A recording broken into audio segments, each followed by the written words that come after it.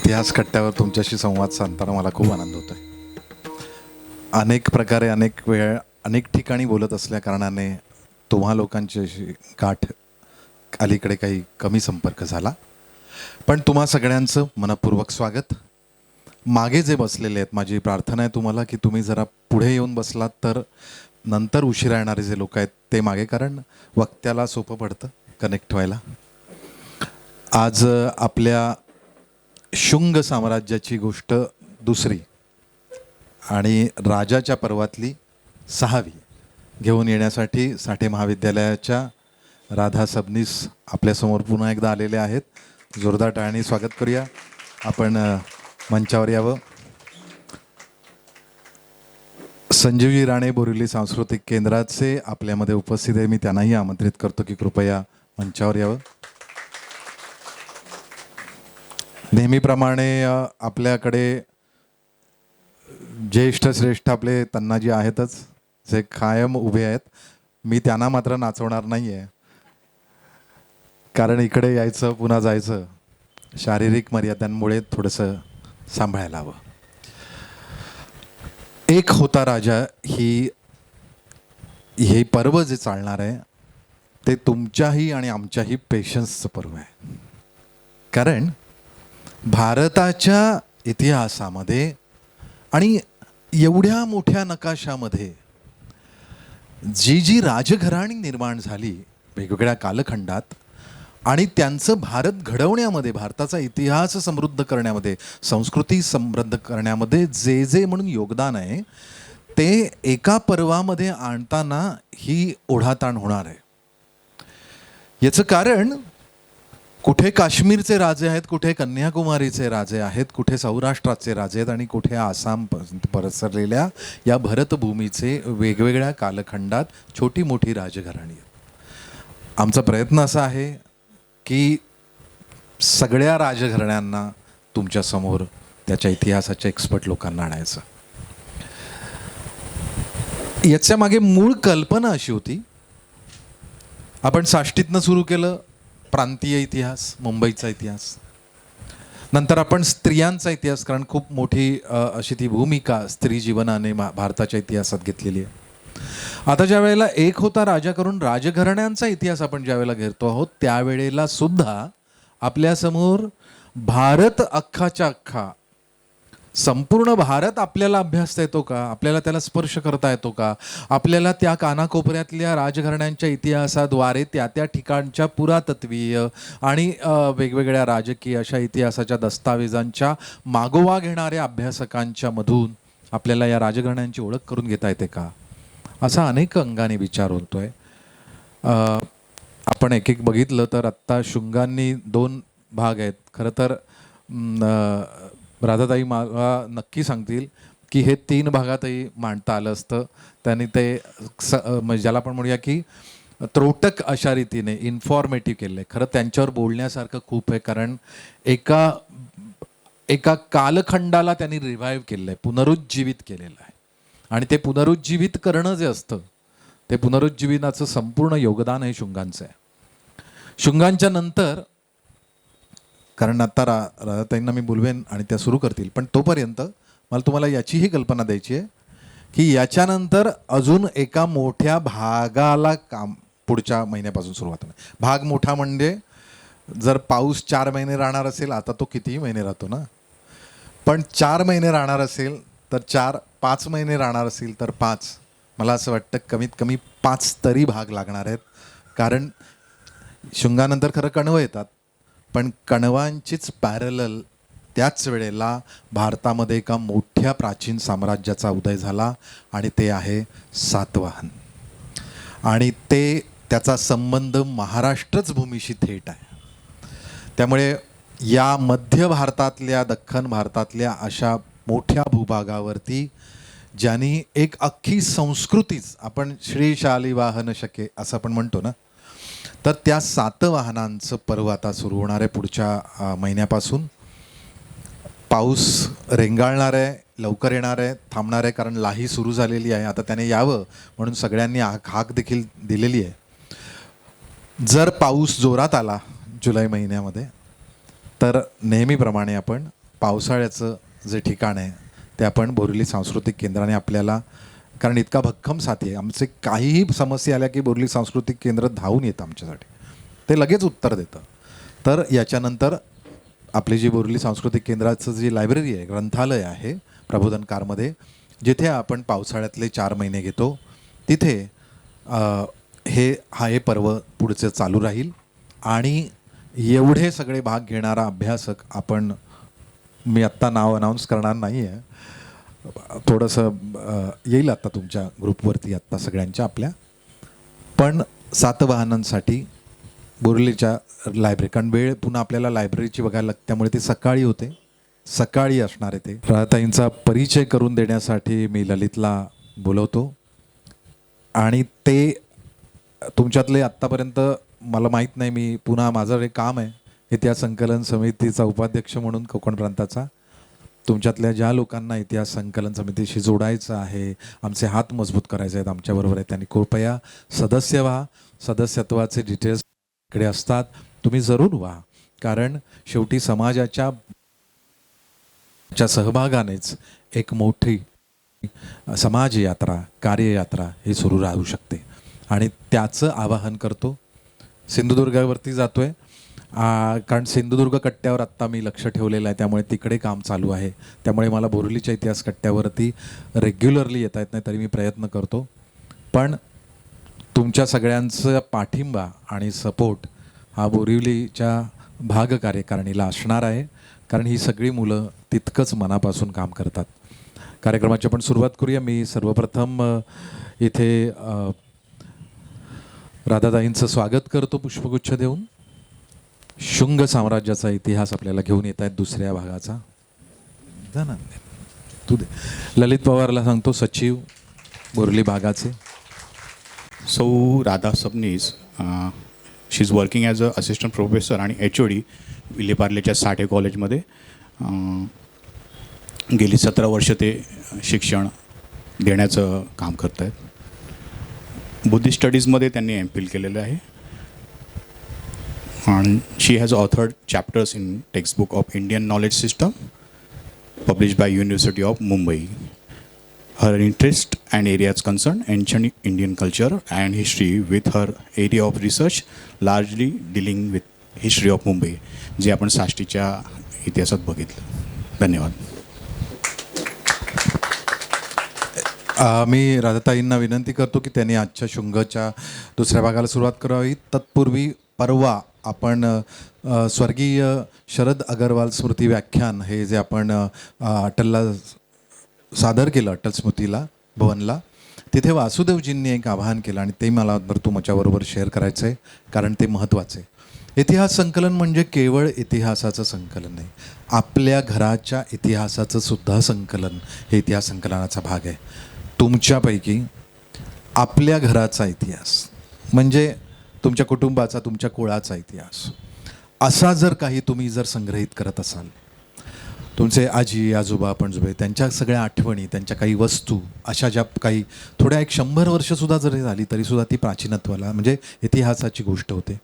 असं जर झालं तर आमच्या बोरिवली भाग कार्यकारिणीशी संपर्क, तुमचा तो सगळा साठा आम्हाला द्या, कारण घराघरांचा इतिहास हा प्रांताचा इतिहास होतो आणि प्रांताचा इतिहास हा राष्ट्राचा इतिहास होतो. त्यामुळे अशा रीतीने आपलासुद्धा इतिहास हा आपण सगळेजण लिहूया. राधाताई. धन्यवाद. सर्वप्रथम मी सर्वांचे आभार मानते की मला इथे येऊन व्याख्यान किंवा गोष्ट असं सांगण्याची तुम्ही सगळ्यांनी काय म्हणू शकतो आपण संधी दिली. सो त्याच्यासाठी मी फार फार आभारी आहे तुमचे. आपण मागच्या भागात पाहिलं की शुंग, मी सुरुवातच अशी केली होती मी की शुंग साम्राज्य हे आपण पाठ्यपुस्तकात जेव्हा पाहतो तेव्हा त्याला एका अर्धा धडा त्याला दिलेला असतो. आणि जसं रविराज सरांनी पण आपल्याला आत्ता सांगितलं की हे खरं तर हे साम्राज्य जरी 112 वर्षांचं असेल तरी ते त्याचं महत्त्व आपल्याला समजलं पाहिजे.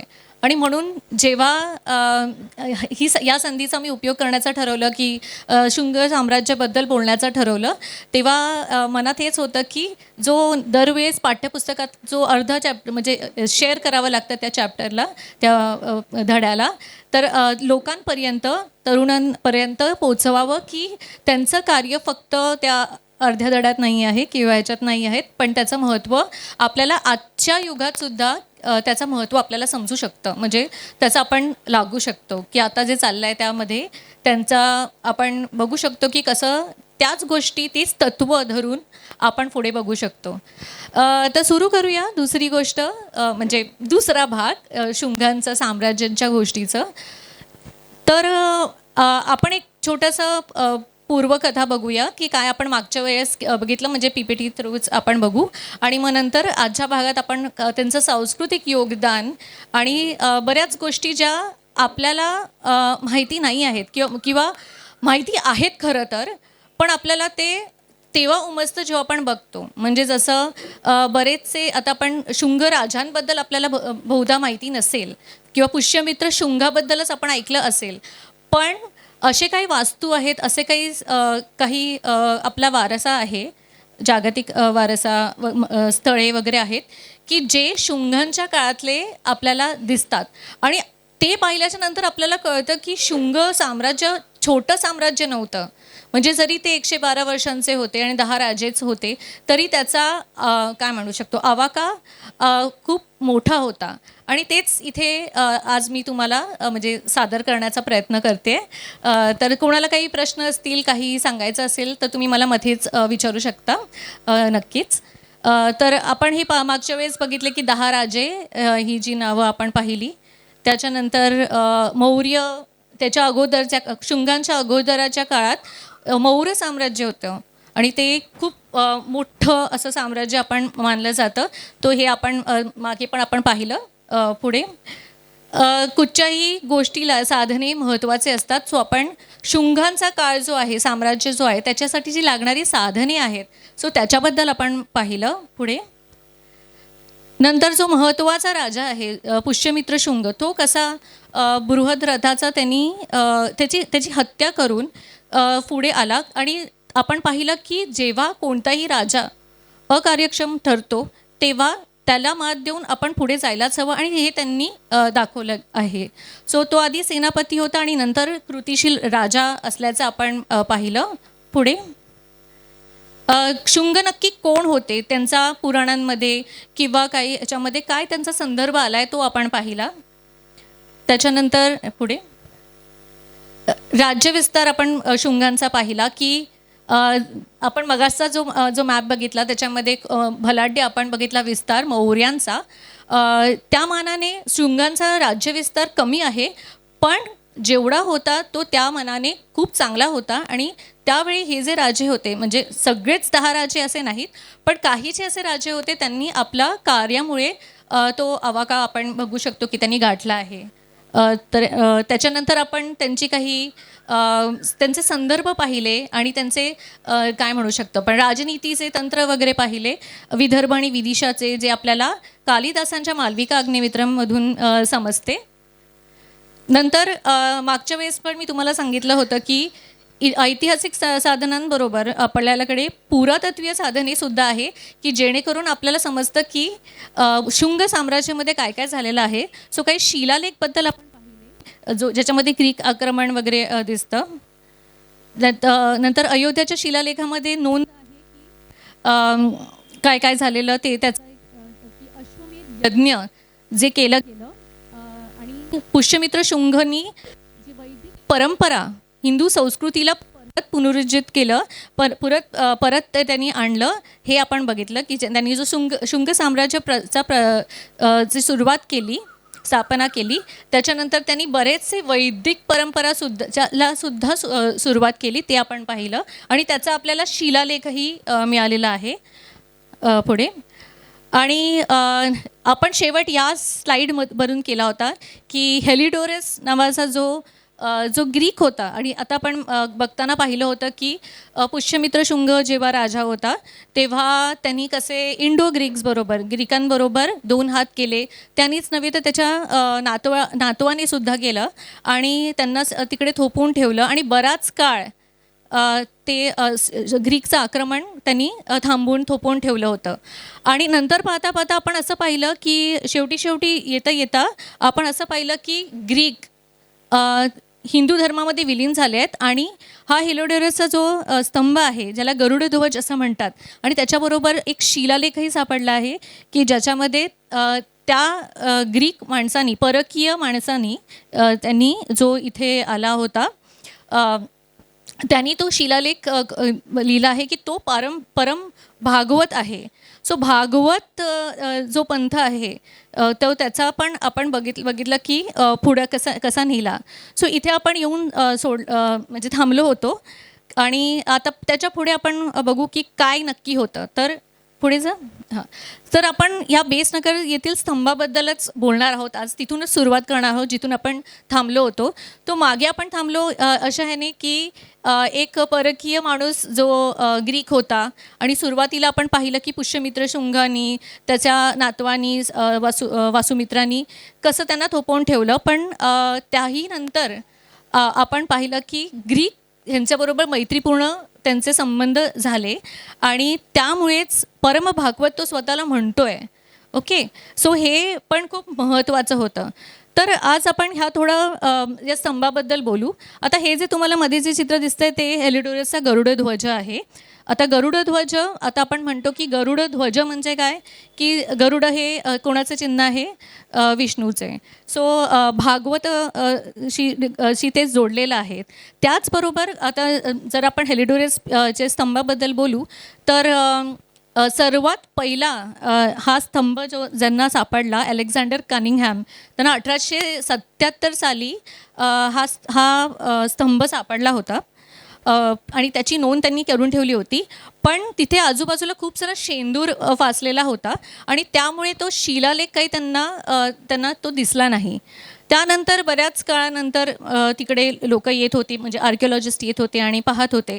आणि त्या काळात काय झालेलं की तिथे लोक पूजा करतात. शेंदूर कशामुळे होता की तिथे एक पुजारी होता आणि तो त्या स्तंभाची पूजा करत होता आणि म्हणून तो शेंदूर लावलेला होता आणि त्यांनी खांब बाबा असं म्हणून त्याची पूजा करत होता.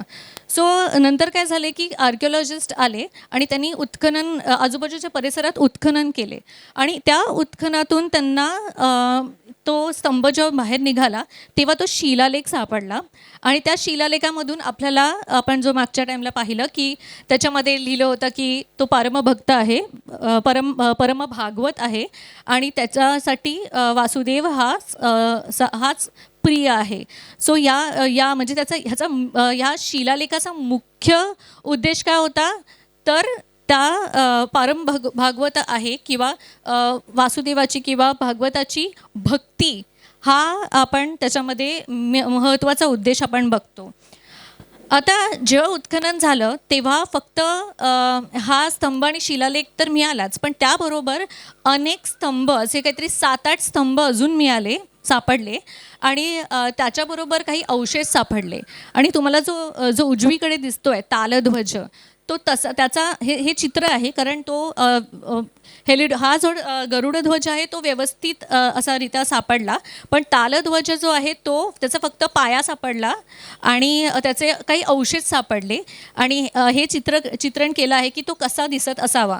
सो तालध्वज काय आहे? तालध्वज म्हणजे ताडाचे झाड त्याचं चिन्ह आणि ताडाचे झाड हे चिन्ह जसं आपण म्हणतो की गरुड हे चिन्ह विष्णू यांचं आहे, तसंच ताड हे चिन्ह हे आपले संकर्षण बलराम यांचं चिन्ह आहे.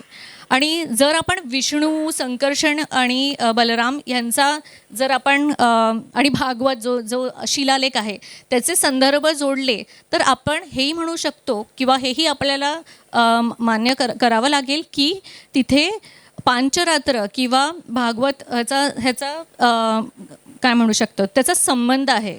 ओके, म्हणजे नुसतंच शुंग काळात भागवत धर्म किंवा हिंदू धर्मच नाही, पण भक्ती संप्रदाय जसं पांचरात्र हे जे तंत्र आहे, हे जे आगम आहे तेही पुढे आलं.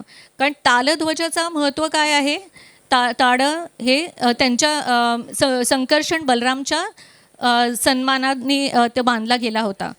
सो आपण म्हणू शकतो की तिथे जे मंदिर होतं ते वासुदेवाचं असेल आणि त्याबरोबर संकर्षणाचा पण त्याचा मागे काहीतरी त्याचा उद्देश असेल. आता आपण जर पाहायला गेलो की आता मी तुम्हाला जे म्हटलं की पांचरात्र, तर हे पांचरात्र ही कन्सेप्ट ही खूप म्हणजे आपण म्हणू शकतो की आध्यात्मिक आहे आणि त्याला खूप त्याचे फिलॉसॉफी त्याच्यामध्ये खूप आहे. पण आता मी तुम्हाला त्याची फिलॉसॉफी वगैरे सांगणार नाही आहे, पण फक्त पांचरात्र काय आहे की जेणेकरून आपल्याला हे लक्षात येईल की हे जे शुंग साम्राज्य होतं त्यांनी जो एक नवीन काय म्हणू शकतो की वैदिक धर्माचा बरोबर भागवत धर्माचा पण आपण बघतो की प्रसार झाला. सो तो ह्याच्याशी संबंधित आहे. सो हा एक वैष्णव भक्ती संप्रदाय आहे पांचरात्र. आणि वासुदेवाची भक्ती व पूजा ज्या शास्त्रात सांगितली आहे त्याला पांचरात्र तंत्र असं म्हणतात. आता त्याला पांचरात्र का म्हणतात याची पण बरेच काही उपपत्ती आपल्याला दिसतात.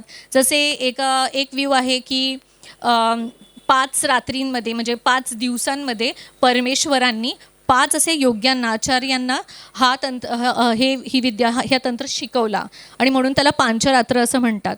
किंवा दुसराही एक व्ह्यू असा आहे की पांचरात्र त्याला का म्हणतात कारण एका प्रातःकालापासून दुसऱ्या प्रातःकालामध्ये मध्ये जे वेळ असतो त्याच्यामध्ये 5 विभागले गेले, 5 त्याचे विभाग केले गेले.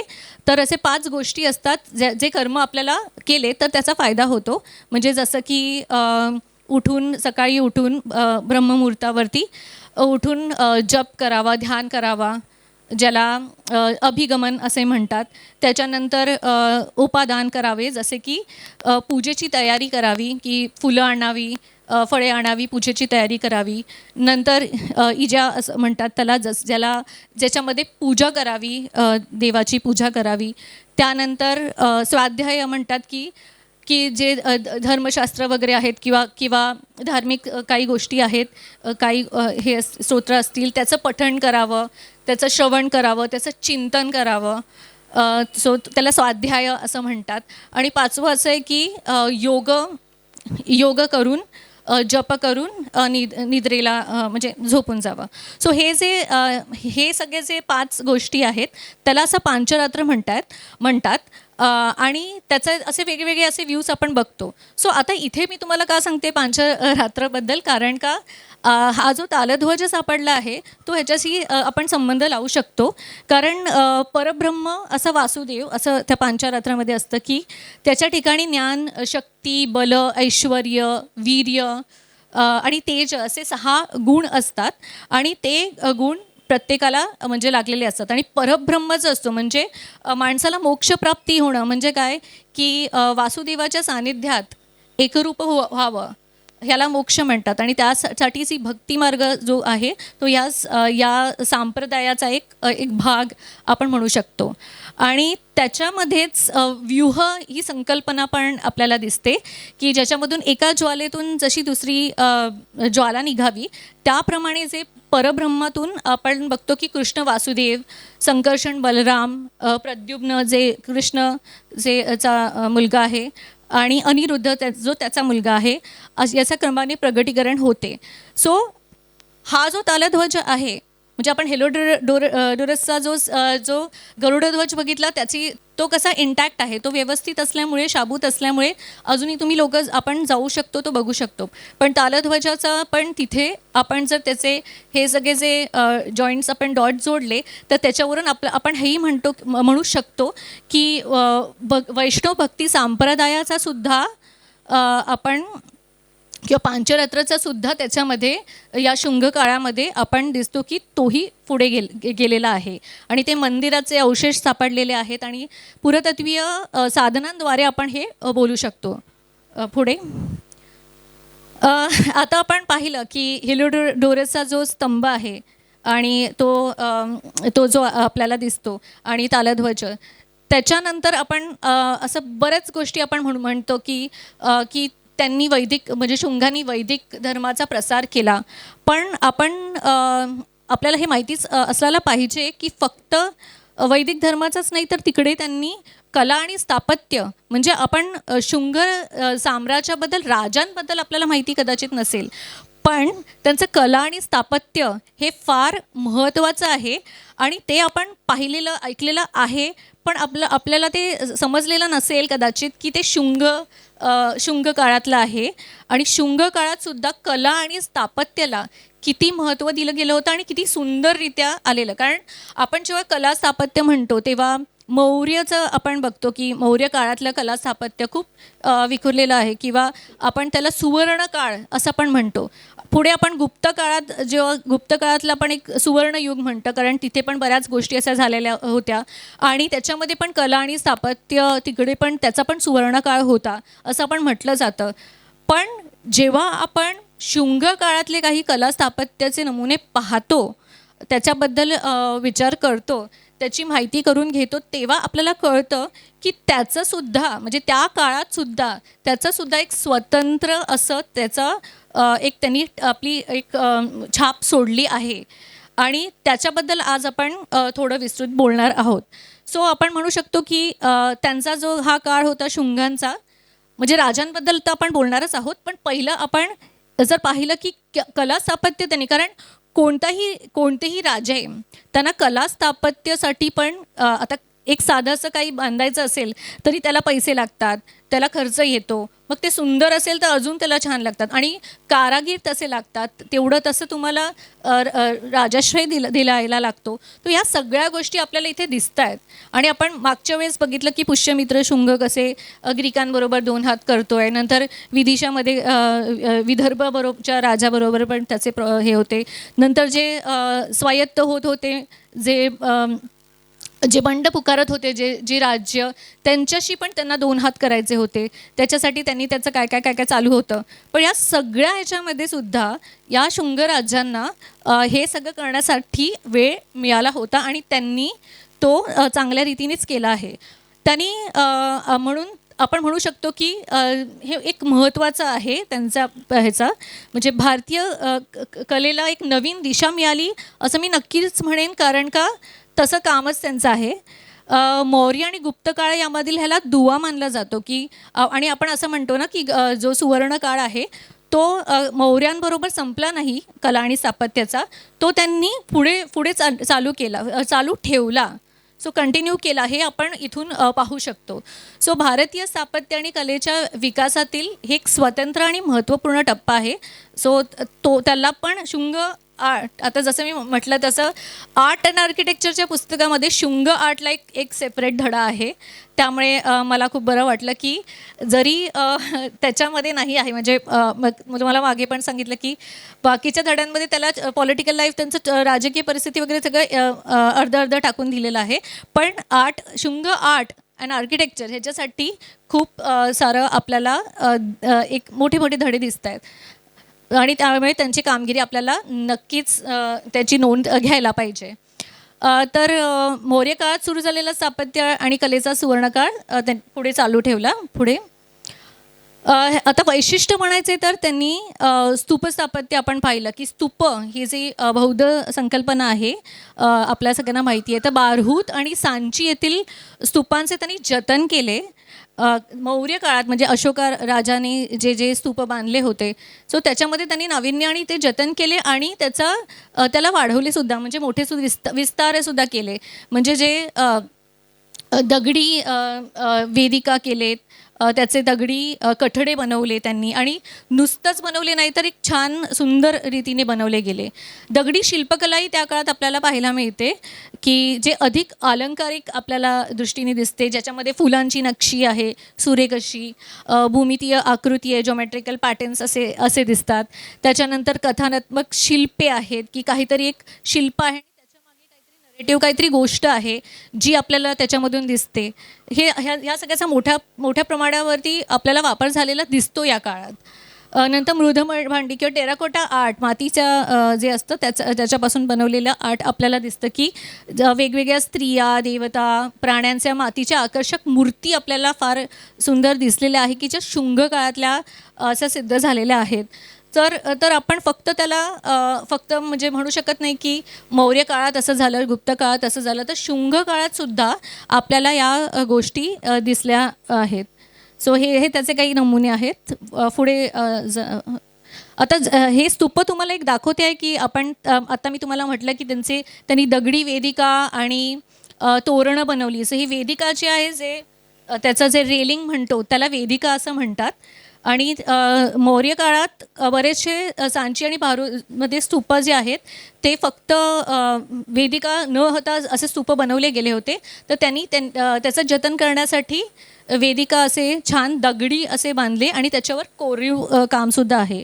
आणि तिथे तोरण दिसतंय ज्याला गेटवे म्हणतात की ज्याच्यामध्ये पण सुंदर असे फक्त बौद्धच असं नाही, एलिमेंट्सच नाही, हिंदू एलिमेंट्स पण आपल्याला त्याच्यात दिसतात. पुढे सर तर आपण हे जे बघतोय ते बारहूतमधलं तोरण आणि वेदिका आहे. आता वेदिका आता मगाशी आपण बघितली ते रेलिंग आहे आणि तोरण. आता तिथे बारूतमध्ये अलेक्झांडर कनिंगहॅमनी जेव्हा तिथे पाहिलं तेव्हा तिथे त्यांना असं बारूतमध्ये खूप रुईन अवस्थेत असे हे स्तूपाचं मिळालं होतं. आणि त्यांनी हे जे जतन केलेले आहेत ते इंडियन म्युझियम कोलकाता इथे ठेवलेले गेलेलं आहे.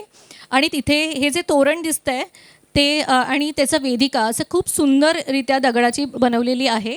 आणि ह्याचं वैशिष्ट्य म्हणजे आता बारूत ही जी जागा आहे ती जागा एकदम महत्त्वाची आहे. म्हणजे महत्त्वाची कशासाठी? कारण तो एक प्राचीन काळातील व्यापारी मार्ग होता आणि तिथून व्यापारी येत जात होते आणि त्यामुळे त्याचं महत्त्व होतं, त्याची समृद्धी प्राप्त त्याला तिकडे झालेली आपल्याला दिसते. आणि अजून एक महत्त्वाची गोष्ट म्हणजे या अशा बरेचशा तोरणांवरती तुम्हाला आणि इव्हन वेदिकांमध्ये खूप सारे शिलालेखसुद्धा सापडलेले आहे की त्याच्यामध्ये नोंदी आहेत की त्याच्यातले काही भाग कोणीतरी म्हणजे कॉमन लोकांनी आपल्यासारख्या लोकांनी दान म्हणून दिले आहे. कारण जी आपली दान ही संकल्पना आहे की ते रिलिजियस मेरिट ज्याला आपण म्हणतो की धार्मिक मेरिट मिळतं म्हणून आपण देतो, ते हे दिल्याचा पण उल्लेख आपल्याला दिसतात. अजून एक महत्त्वाचा गोष्ट आहे की हे जे तोरण इथे आपल्याला दिसतं आहे बारूतमध्ये, हे आपल्याला मी आता म्हटलं तसं इंडियन म्युझियम कोलकातामधलं आहे, तिथे ठेवलेलं आहे. कारण का ते आणि हे ईस्टर्न गेट आहे, बाकी सगळं त्याचा नाश झालेला आहे, तर त्यामुळे ते नाही आहेत आणि हे आहेत. तर ह्याच्यावरती या तोरणावरती आपल्याला एक शिलालेख सापडला आहे ज्याच्यामध्ये असं म्हटलं गेलं आहे की हे तोरण शुंग राजांच्या अधिपत्याखाली बांधलं गेलं आहे. आता या अभिलेखावर म्हणजे शिलालेखांवरती काही डिबेट पण आहेत की ते शुंग म्हणजे नक्की कोणते वगैरे आहेत. पण सर्वसाधारणपणे आपण आपलेच आता हे जे शुंगांबद्दल आपण बोलतोय त्यांनीच हे केलेलं आहे, ह्याची नोंद आहे. तर ते पण फार महत्त्वाचं आहे. आता ही जी वेदिका आहे त्याच्यामध्ये तुम्ही पाहू शकतात की प्रत्येक याच्यावरती काहीतरी कोरलेलं आहे, प्रत्येक भागावरती कोरलेलं आहे. तर वरती जे आहे ते एक असं म्हणजे प्रोसेशन आहे, ते एक काय म्हणू शकतात आपण, मिरवणूक अशी चालली आहे. आणि ऐकत आहे मिरवणूक अशी चालली आहे आणि तिथे लोक हत्ती घोड्यांवरती असे चालले आहेत, त्याचा एक सीन दाखवलेला आहे. नंतर इकडे जो खाली दिसतात आपल्याला तिथे घोड्यावरती एक माणूस बसून चाललेला आहे, तसंच एक वरती हत्तीवर बसून चाललेला माणूससुद्धा आपल्याला दिसतो. सो हा घोड्यावरती जो चाललेला आहे तर त्याच्या एका हातात ते घोड्याचं पकडलं आहे त्यांनी लगाम आणि दुसऱ्या हाती त्यांनी ध्वजस्तंभ पकडलेला आहे. सो ते आपल्याला दिसत असेल तुम्हाला तर हे असं. त्याच्यानंतर हे जे आपल्याला दिसतं हे गोल असे ज्याला आपण म्हणू शकतो राऊंडेल म्हणतात इंग्लिशमध्ये आणि मराठीमध्ये आपण त्याला असं म्हणू शकतो की ते कोरीव काहीतरी केलेलं असतं की त्याच्यामध्ये सुंदर असे काहीतरी नक्षी, काही माणसांचे फिगर. आता वरती तुम्हाला इथे दिसत असेल गजलक्ष्मी आहे. सो तिथे आता आपल्याला गजलक्ष्मी माहिती आहे की देवी बसली असते आणि बाजूला 2 हत्ती आहेत, तर तेही आपल्याला दिसत आहेत. नंतर खाली वेगळे, आता पुढच्या स्लाईडमध्ये मी ते छोटे छोटे दाखवण्याचा प्रयत्न केला आहे, पण तेवढे क्लिअर नाही आहेत. पण म्हणजे आपल्याला त्यांचा आपण बघू शकतो की विस्तार कसा म्हणजे होता आणि त्याप्रमाणे त्यांची कलाकुसर किती बारकाईने सुंदर असं केलेलं आहे. खरं तर वेदिका जी असते, रेलिंग, तिकडे एक प्रदक्षिणा पथ असतो आणि तिथे लोक प्रदक्षिणा घालतात. तर आता जनरली प्रदक्षिणा घालता ह्या बऱ्याच गोष्टी आपल्या समोर दिसतात आणि आपल्याला त्याच्यातून काही बोध होतात. तर इथे आपल्याला काही जातककथाचं पण चित्रीकरण असं दिसतं त्या गोलमध्ये, की तेही आपल्याला दिसतात. तर जातककथा तर आपल्याला माहिती आहे की त्याच्यामध्ये काही बोधिसत्व असतो आणि त्याचं एक काहीतरी गोष्टीचं काहीतरी एक नरेटिव्ह, एक कथानक त्याच्यामध्ये आपल्याला दिसतं. पुढे तो आता जो तुम्हाला मध्य प्रदेशमध्ये, तर हे जे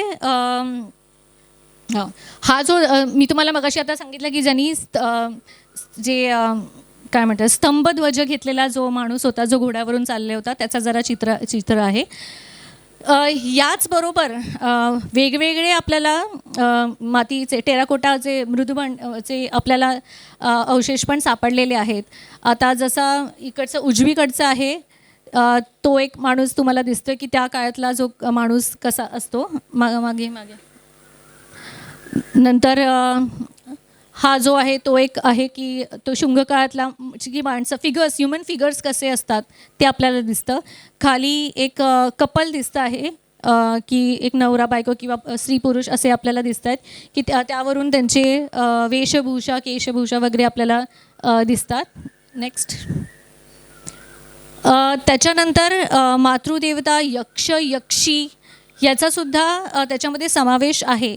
आता ही मध्ये जे ब्लॅक अँड व्हाईट चित्र दिसतंय ती यक्षी चंद्र आहे आणि ती यक्षी चंद्र आहे. आपल्याला कसं कळतं की तिथे आपल्याला एक शिलालेख मिळाला आहे, त्याच्यामध्ये नोंद आहे की ती यक्षी चंद्र आहे. आणि यक्ष आणि यक्षी ही जी संकल्पना आहे, जी हिंदूमध्ये पण आहेत, बौद्धमध्ये पण आहे आणि जैन परंपरेत सुद्धा आपल्याला यक्ष आणि यक्षी असे दिसतात की जे काही ना काही म्हणजे जे पूर्ववैदिक काळात आपण म्हणू शकतो की यक्ष आणि यक्षीची पूजा व्हायची, पण नंतर त्यांचं ते असे मायनर देवतांमध्ये गेले आणि कुबेर जो आपण म्हणतो की जो निधीचा राजा आहे तो त्याची सेवा करणारा असा आपल्याला दिसतो. सो ही यक्षी चंद्रा, तिचं पूर्ण फोटो नाही आहे पण ती पूर्ण अशी उभी आहे आणि खाली असं एक प्राणी आहे ज्याचं घोड्याचं तोंड आणि मगराची असं शेपूट आहे असं आहे आणि तिने हा अशोक च्या झाडाला पकडलेला आहे. म्हणजे तुम्ही शालभंजिका वगैरे घेतलं असेल किंवा मौर्य काळात सूरज पंडित सरांनी तुम्हाला दीदारगंजमधली यक्षी दाखवली असेल, ती फार सुंदर अशी होती. पण ही चंद्रा पण आपल्याला इथे दिसते की म्हणजे तिला वृक्षदेवता असंही म्हटलं गेलं आहे आणि त्या काळात त्याची म्हणजे हे सगळ्या संकल्पना परत रुजू झालेल्या आपल्याला दिसतात. त्याच्यानंतर आपल्याला आजूबाजूला दिसत आहेत की एक मातृदेवता आहे, एक माता आहे जी आपल्या मुलाबरोबर मुलाला असं घेऊन व्यवस्थित घेऊन उभी आहे. सो ते आपल्याला दिसतं आहे. नंतर एक इथे खाली एक चित्र दिसतं आहे, वृक्ष वगैरे असे आपल्याला दिसत आहेत. तर यक्ष यक्षीपासून ते साधारणपणे जे आपले मानवी फिगर्स असतात ते पण आपल्याला दिसतात. त्यानंतर हे भारूतमध्ये महाकपी जातक हे आपल्याला दिसतं. म्हणजे आता त्याच्यामध्ये जातका कथा असे हे एक आहे, तसेच बरेच आहेत. आता महाकपी जातका कथा जर थोडक्यात सांगायची झाली, जर तुम्हाला दिसत असेल तर माकड एक आहे, जो माकड बोधिसत्वाच्या रूपात म्हणजे बोधिसत्व माकडाच्या रूपात जन्माला आलेले आणि ते त्या माकडांच्या 80,000 माकडांचा तो राजा होता आणि तो एका सुंदर अशा झाडावर ते लोक राहत होते ज्याच्यात खूप सुंदर गोड आंबे होते की ज्याची चव कुठच्याच आंब्यांना नव्हती. आणि ते तिकडे राहत होते, पण त्याच ठिकाणी एक नदी पण होती आणि त्यांना असं वाटत होतं की जर नदीत ते कुठचा आंबा पडला आणि कोणाच्या हाती लागला तर ते झाड उद्ध्वस्त होईल, म्हणून ते त्याची काळजी घेत असत.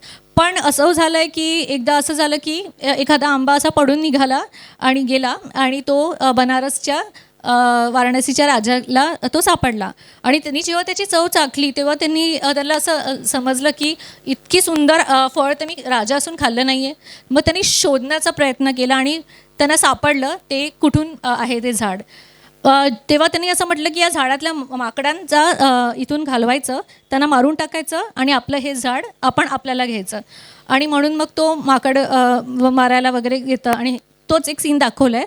आणि मग त्याच्यात असं आहे की जो तो बोधिसत्वच्या माकडाच्या रूपात जो बोधिसत्व होता तो पूर्ण खाली ब्रीजसारखा त्यात झोपतो आणि आपल्या बाकीच्या माकडांना तिथून बाहेर नेतो. आणि बाहेर नेल्यावरती त्याचाच जो देवदत्त जो त्याचा भाऊ असतो तो पण एक माकडच्या रूपात त्यावेळेस असतो. तर त्याला ते बघवत नाही, तर तो काय करतो की मुद्दामून त्याच्या पाठीवरती उडी मारून त्याचा मणका तोडतो. आणि हे सगळं बघून मग आपण ते म्हणजे बुद्ध ते बोधिसत्वाचं एवढं चांगलं हे करून मग राजालाही असं वाटतं की मी माणूस असून असं करतोय, हा माकडांचं आपण त्यांच्याकडून शिकलं पाहिजे. सो ती अशी एक संकल्पना आहे. सो असे बरेचसे जातक कथा आपल्याला इथे दिसतात. पुढे त्यानंतर एक महत्त्वाचं म्हणजे हा कुबेर आहे आणि हा विदिशामध्ये एक आर्किओलॉजिकल म्युझियम आहे, डिस्ट्रिक्ट आर्किओलॉजिकल म्युझियम. तिथे हा असा दारातच असा उभा आहे. तो 12 फूट उंचीचा आहे आणि तो असा बलाढ्य असा छान कुबेर आहे. तोही शुंग काळातलाच आहे. सो आपण ही बघू शकतो की हा जो कुबेर आहे तो बाकी या यक्षीचा काय म्हणू शकतो ते त्यांचे सेवक आहेत. आणि हा जो म्हणजे आता त्याची तुम्ही बघताच स्थिती, तो म्युझियममध्ये आहे पण तरी त्याची स्थिती थोडी वाईट आहे, पण तरी तो खूप महत्त्वाचा आहे. म्हणजे असं रस्त्यावरून तो छान असा समोरून दिसतो. आणि हा सुद्धा शुंग काळातला आहे. नंतर सांची स्तूप, हे स्तूप 2 आहे. त्याचे हा जो आपल्याला वेदिका दिसते ती त्या काळातली आहे. नंतर हे पण आपण पाहू शकतो. हे जे आपण बघतोय की जे कठडे होते ते पण त्यांनी बांधून घेतले. आणि त्याच्या मध्ये जे आपल्याला जे कमळ आणि फुलांच्या नक्षीकाम दिसतंय तेही खूप सुरेख सुंदर असं केलेलं आहे. तेही आपल्याला दिसतं. पुढे हे पहा. सो हे जवळून असे दिसतात की एक सुंदर असं कमळ आहे, म्हणजे जॉमेट्रिकली आपण बघतो आणि ते तिथे फुलांचं नक्षीकाम आपल्याला दिसतं.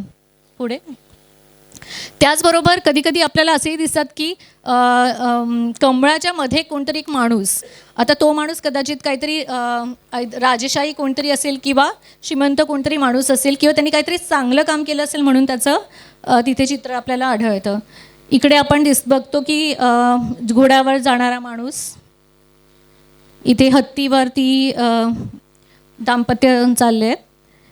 तिकडे आपल्याला दिसतोय की ते धर्मचक्र आहे आणि हत्ती गजथर ज्याला आपण म्हणू शकतो. हे सांचीचं कठडा तोरण आपल्याला दिसतंय. त्याचबरोबर हे बाजूला लोटस मेडेलियन ह्याला म्हणतात, कमळ ते आहे. तर पाठीचं तर आता हे जे आपण आत्ता पाहिलं ते आपण म्हणजे सांची स्तूप जे आहे ती तर जागतिक वारसा स्थळ स्मारक म्हणून युनेस्कोनी त्याला म्हटलं आहे. आणि त्याच्यातले काही गोष्टी जे आपण सुधारणा दिसतात ते मौर्य, म्हणजे आता आपल्याला नेहमी वाटतं की स्तूप जे बांधलेत ते मौर्य काळातच असतील, पण शुंग काळात सुद्धा आपल्याला सगळं म्हणजे आपण एक बघू शकतो की वेगवेगळ्या गोष्टींचा एक संगम आहे. जसं की भागवत पंथाचं आपल्याला दिसतं, भागवत धर्म किंवा वैदिक काळातला बौद्ध काळ याचा एक संगम आपल्याला दिसतं आणि ते त्यांच्या स्थापत्य कलेमधून आपल्याला बाहेर दिसतं. म्हणजे जिथे आपण बघतो की हे राजे तिथे आपल्या अस्तित्वासाठी तिथे लढाई करता आहेत, ग्रीकांना थोपवून ठेवत आहेत, पण त्याचबरोबर कुठे कुठे हे गोष्टी पण चाललेल्या आहेत.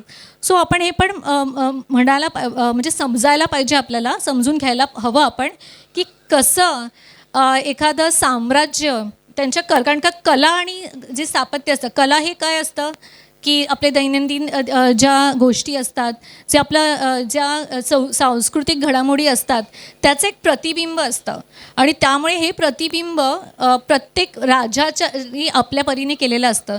तर शुंग काळातल्या आपल्याला ह्या गोष्टी ज्या माहिती नाही आहेत हे लोकांपर्यंत आपल्याला पोचवायला हवं. आता आपण प्रशासनकडे वळूया. आता प्रशासन नेक्स्ट पुढे चल. हां बोला ना. शुंगांच्या वेळेला आपल्याला बौद्धांच्या स्तूपांच्या बाजूला वेदिका त्यांनी त्याच्यामध्ये काही शिल्प पण चालू. हो हो तो हिंदू आणि बौद्ध धर्माचा एक समन्वय असा दिसतो. पण गरुडध्वज किंवा नागोल धर्मासारखं बौद्ध गुंफासारख्या हिंदू गुंफा या काळात निर्माण झाल्या नाही. आता तेच मी म्हणते ना की तुम्हाला की आता असंही असू शकतं की आता ह्यांचं जे ही जी 10 राज्य होते, आता आपण प्रशासनकडे वळू तेव्हा आपण काय पाहतो की कारण नंतरच्या काळात सातवाहनांच्या काळात पितळखोरा वगैरे आपण बघतो. इथे आपल्याला ते दिसत नाही, पण आपण काही गुफांमध्ये त्याचा म्हणजे इवन पितळखोऱ्यामध्ये पण काही शुंग शिल्प वगैरे तुम्हाला दिसतात. तर असंही असू शकेल की हे जे राजे होते ते आता फक्त पुष्यमित्र, शुंग, अग्निमित्र हे 2-3 सोडले आणि नंतरचे काही बघितले तर त्याच्यानंतर आपण पाहतो की त्यांचा सगळा लक्ष त्यांच्या राज्यविस्ताराकडे वगैरे होता. आणि मग नंतरच्या काळात ज्या घडामोडी घडल्या म्हणजे जसं की आता हे ग्रीकांबरोबर त्यांचे जे गोष्टी चालल्या होत्या त्या समाप्तीला आल्या. पण जे छोटे छोटे राज्य होते, कारण आता आपण जसं सुरुवातीलाच मी म्हटलं मागच्याच सेशनमध्ये आपण म्हटलं की पुष्यमित्र शुंगांनी बृहद्रथाला ला बाजूला केलं आणि त्यांनी राज्य प्रस्थापित केलं. त्याच्या मागचा मुख्य मुद्दा काय होता? मुख्य मुद्दा हा होता की जेव्हा सत्ता ढासळते म्हणजे अकार्यक्षम राजा असतो तर त्याला बाजूला करायलाच पाहिजे आपल्याला, नाहीतर आपण पुढे जाऊच शकत नाही. सो मे बी त्याच्यामुळे तो असा भागही असेल. मला असं विचारायचं हो संस्कृतीच्या स्थित्यंतरात बंद म्हणजे या आत आहे, घराच्या आतमध्ये. तसंच हिंदू धर्मामध्ये वेद काळामध्ये ओपन प्लेस म्हणजे ओपन पुस्तक अशा प्रकारे पूजा पद्धती. त्या बंद आणि ओपन याचा काही संबंध शुंगांच्या संकल्पनामध्ये मांडला आहे का? हां, म्हणजे तसं आपण म्हणूच शकतो, कारण का आपण त्याच्यामध्ये पाहतोच. काळामध्ये बंद अशा मंदिरांची स्थापना नाही. हां, तर मी प्रशासनाबद्दल म्हणत होती की आपण बघितलं की हे जे एवढं सगळं कलाकसूर वगैरे आपण दिसलं आपल्याला, तर ते या काळात घडलेलं आहे. त्याचे पुरावे आपल्याला कडे आहेत, त्याचे शिलालेख आहेत, काही साधने आहेत, त्याच्यावरून आपल्याला हे कळतंच. परत ते दिसतंच आपल्याला ते की उभारलेले आहेच, तर त्याच्यावरून आपल्याला कळतं. पण त्याचा कुठेतरी आता जसं सरांनी म्हटलं तसं त्याप्रमाणेच हे राजा जी होते तर त्यांचे प्रशासन व्यवस्थेमध्ये पण महत्त्वाचं होतं. कारण का मागच्या वेळेस आपण पाहिलं की पुष्यमित्र शुंग जेव्हा तो सेनापती होता, मग तो राजा झाला आणि त्यांनी हे राज्य पुढे नेलं, त्याचा विस्तार करत राहिले आणि त्यामुळे प्रशासन हे फार महत्त्वाचं होतं. आता जरी आपण म्हणतो की तो सेनापती होता आणि त्यांनी नंतर ते राज्य घेतलं आणि शुंग साम्राज्य ह्याचा म्हणजे सुरुवात केली, तर स्थापना केली, तर तरीही त्यांनी त्याची जी सेनापती ही पदवी होती ती सोडली नाही आणि ते आपल्याला मालविका अग्निमित्रममध्ये जे कालिदासाने लिहिलं आहे त्याच्यामध्ये आपल्याला दिसतं. आता मालविका अग्निमित्रम हा जो ड्रामा आहे, नाटक आहे, सो ह्या नाटकामध्ये आपल्याला बऱ्याचशा अशा गोष्टी दिसतात की त्या काळातल्या प्रशासनाशी निगडीत अशा त्याच्यामध्ये आपल्याला दिसतात की काय होतं, काय नव्हतं, किंवा राजकारण कसं चालू होतं. कारण त्यावेळेस विदिशा, विदर्भ याच्या सगळ्या गोष्टी चालल्या होत्या. अग्निमित्र हा राजा होता, सो त्यांनी आपल्याच वडिलांची जे प्रशासन व्यवस्था होती ती पुढे झालेली आपल्याला दिसते. सो राजकारण कसं होतं किंवा समाजव्यवस्था कशी होती हेही आपल्याला तिथून त्याच्यामधून दिसतं.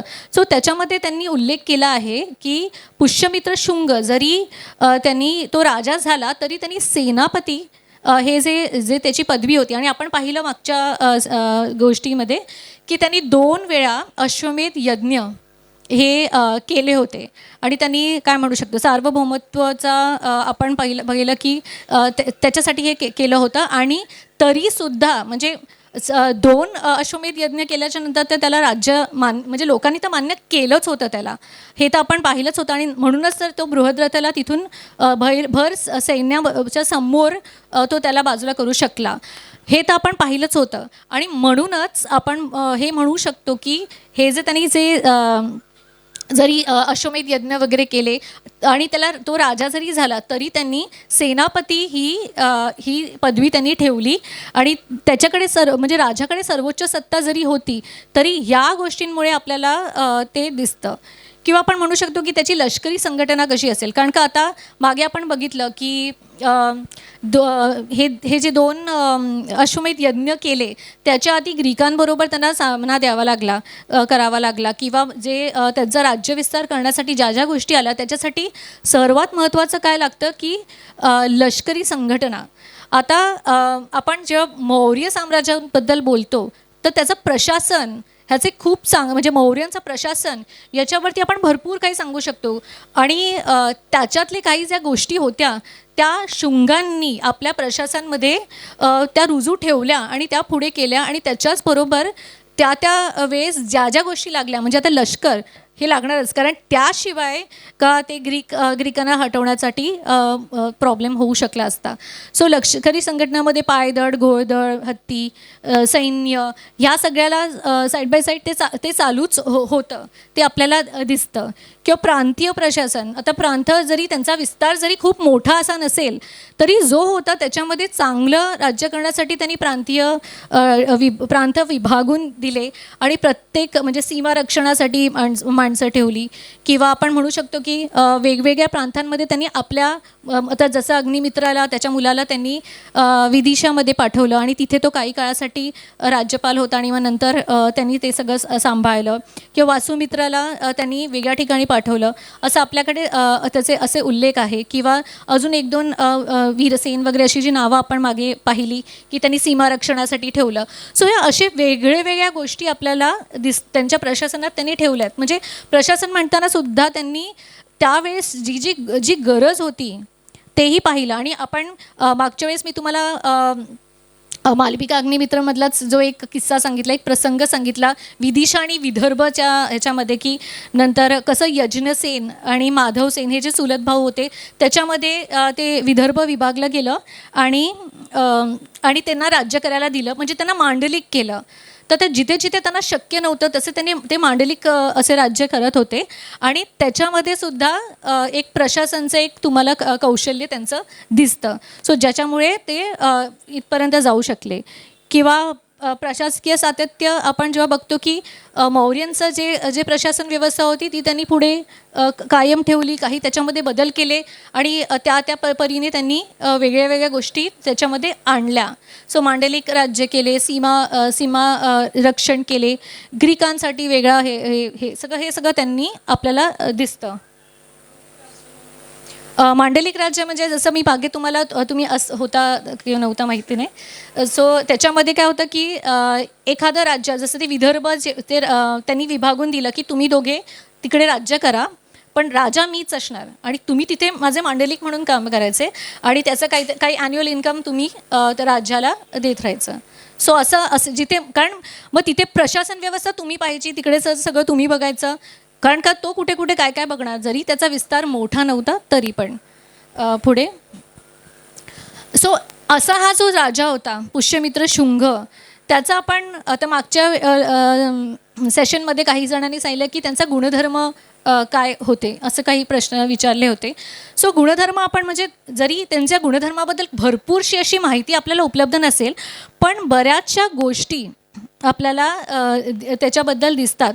की जसं की त्यांनी सुमारे 36 वर्ष राज्य केले, पण त्यांनी आपण बघितलं की आधी सेनापती होता, मग तो एक कृतिशील राजा बनला, तरी त्यांनी ते सेनापती पद सोडलं नाही. किंवा आता म्हणायचंच झालं तर आपल्याला बाणभट्टाच्या ह्याच्यामधून हर्षचरितामधून सुद्धा आपल्याला काही माहिती मिळते की तेव्हा आणि इवन पतंजलीच्या योगशास्त्रांमधून पण आपल्याला काही उल्लेख मिळतात की त्यावेळेस पुष्यमित्राचा म्हणजे आपण म्हणू शकतो की असं न्यायनिवाडा करण्यासाठी काहीतरी एक गोष्ट होतं किंवा अमात्य असे होते.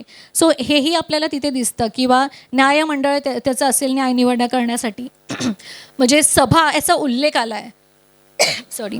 सो सभा याचा उल्लेख आला आहे. सो सभाचा अर्थ काही असू शकतो, म्हणजे नक्की अर्थ काय आहे हे आपल्याला माहिती नाही आहे, पण आपल्याला हे समजतं की काहीतरी न्यायनिवाड्याशी रिलेटेड काहीतरी असेल. सो मंत्रिपरिषद हेही आपल्याला मालविका अग्निमित्रमध्ये मिळतं की त्याची मंत्रिपरिषद होती. सो मंत्रिपरिषद म्हणजे आता अग्निमित्र तिथे मंत्रिपरिषद घेऊन मंत्र्यांचं अमात्यांचं जे काही त्यांचे गोष्टी घेत होता की काय विचारविनिमय घेत होता की कसं करण्यामध्ये. सो आपल्याला हे दिसतं की पुष्यमित्र शुंग इंडो ग्रीक आक्रमणात पण त्यांनी आपण बघितलं की यशस्वीपणे प्रतिकार केला किंवा त्यांनी 2 अश्वमेध यज्ञ करून त्यांनी पूर्ण हिंदू धर्माचा परत त्याचा सुरुवात अशी करून दिली. वैदिक धर्माचं पुनरुज्जीवन घडवून आणले. राष्ट्रप्रथम हे जे धोरण होतं, कारण का आता त्यांनी जी हत्या केली बृहद्रथाची त्याच्यावर बरेचसे डिबेट्स आहेत, पण आपण हे म्हणू शकतो की तो एक कृतिशील राजा होता आणि त्यांनी ते राष्ट्रप्रथम हे धोरण त्यांनी चालू ठेवलं की राष्ट्रासाठी आपण काहीही करू शकतो. आणि जसं आपण म्हणू शकतो की नाट्यशास्त्रामध्ये भारत मुनींच्या नाट्यशास्त्रामध्ये अष्टनायिका ही संकल्पना आहे की 8 नायिका जे असतं, नायिका ज्या असतात तर त्यांचे 8 प्रकार वगैरे दिलेत. तसंच नायक हा जो आहे त्याचे पण प्रकार असे दिले आहेत. आणि मग त्याच्यात असे बरेच प्रकार आहे की कोणी चतुर आणि उदार आहे, कोणी चतुर आणि काय म्हणू शकतात असे वेगवेगळे प्रकार आहेत. सो आपण त्याच्यामधला एक महत्त्वाचा प्रकार आपण म्हणू शकतो जे पुष्यमित्र शुंगाला लागू होतो की तो धीरोधत्त म्हणजे शूर आणि उदार आहे. म्हणजे त्याचं व्यक्तिमत्व आपण पाहता हे म्हणू शकतो की तो शूर होता आणि उदार पण होता. म्हणजे त्यांनी जिथे जिथे पाहिजे तिथे त्यांनी शासन त्यांनी घडवलं, जिथे पाहिजे तिथे त्यांनी चांगलं सुद्धा केलं. म्हणजे उदार पण दिसला आणि सो धीरोधत्त आपण त्याला म्हणू शकतो. सो ह्या आपण त्या नाट्यशास्त्राचा आधार घेऊन त्याला म्हणू शकतो. पुढे त्यानंतर जो आला अग्निमित्र. आता अग्निमित्र हा आपण पाहिला की पुष्यमित्राच्या कारकिर्दीत तो त्याचा पुत्र जो होता तो मध्य भारतमध्ये विदिशा येथे प्रांताधिपती होता आणि तो तिकडचं कार्य बघत होता. आणि ह्याचं आपल्याला त्याच्यासाठी म्हणजे त्याच्याशी रिलेटेड ज्या काही गोष्टी आपल्याला समजतात ते मोस्टली आपल्याला या मालविका अग्निमित्रम या नाटकाद्वारे सापडलेलं आहे. त्याच्याबद्दल आपल्याला माहिती मिळते.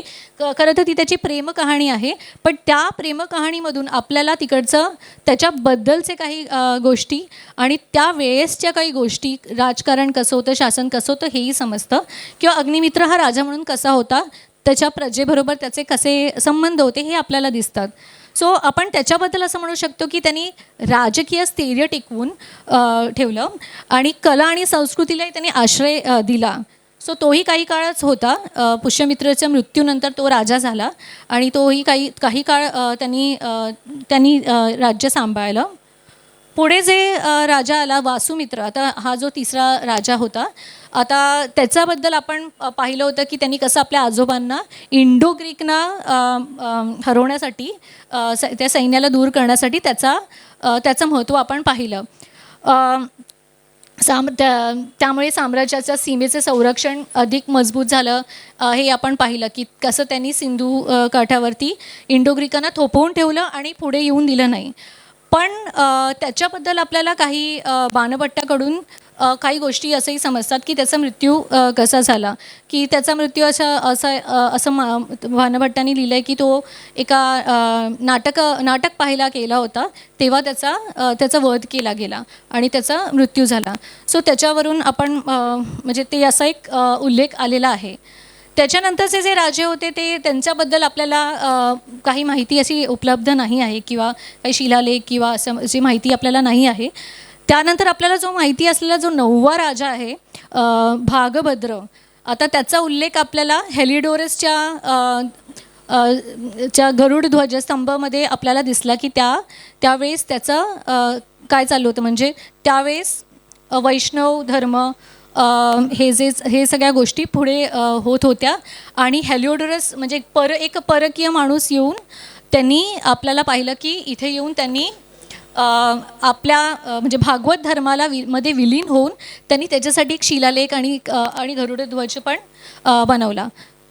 त्याच्यानंतर देवभूती जो शेवटचा राजा आहे, आता जसं म्हणजे आपण म्हणू शकतो की तो शेवटचा राजा होता, तो दुर्बल आणि अकार्यक्षम होता. आणि बाणभट्टांनी सुद्धा त्यांच्या हर्षचरितामध्ये ह्याच्याबद्दल पण लिहिलं की तो खूप विलासी असा राजा होता, म्हणजे प्रजेकडे दुर्लक्ष करणारा, स्वतःमध्ये रमणारा आणि असा दुर्बल होता. आणि जे काय गोष्टी होत होत्या त्याच्यामध्ये त्याला एवढा हे नव्हतं आणि त्याचाच फायदा घेतला. त्याच्याच एका अमात्याने ज्याचं नाव होतं वासुदेव कण्व. आणि बाणभट्टांनी त्यांच्या हर्षचरितामध्ये त्याच्याबद्दल म्हणजे ते एक प्रसंग सांगितला आहे की कसा हा जो असा विलासी राजा जो होता तो त्याचा वध कसा एक कट रचून केला गेला. म्हणजे मागे मी तुम्हाला आपण म्हटलं मागच्या याच्यामध्ये आपण असाच एक संदर्भ आलेला तेव्हा असंच म्हटलेलं की कौटिल्यांनी सांगितलं आहे की त्यांचा म्हणजे एका राजाला 2च लोक वध करू शकतात, एक तर त्याचा सेनापती आणि एक त्याची राणी. सो इथे आपल्याला ह्याचा संदर्भ मी ह्याकरता सांगितला की वासुदेव कण्वनी म्हणजे हे हर्षचरिताच्या म्हणजे बाणभट्टाच्या हर्षचरितामध्ये उल्लेख येतो की वासुदेव कण्वनी एक कट रचला आणि त्यांनी एका दासीला सांगून त्या राणीच्या वेश परिधान करून तिच्याद्वारे त्याचा वध करवला. आणि हे जे हे 113 वर्षांचं जे शुंग साम्राज्य होतं ते समाप्त झालं.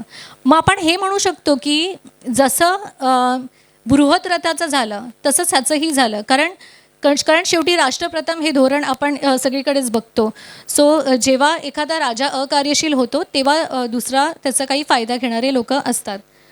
सो राजवंशाची जी रास झाली त्याच्यामध्ये बरेचशा गोष्टी होत्या की दुर्बल उत्तराधिकारी जे नंतरच्या काळात आपल्याला दिसतात, काही प्रांतीय बंडखोरी आपल्याला दिसतात, बाह्य दबाव आला म्हणजे बऱ्याचशा लोकांनी आपले बंड पुकारले आणि त्याच्यामुळे खूप सारे गोष्टी आल्या. आणि त्याच्यामध्ये त्यांचे समकालीन लोक आता खुर्चीसाठी काय काय करायला तयार असतात तेही आपल्याला दिसतं.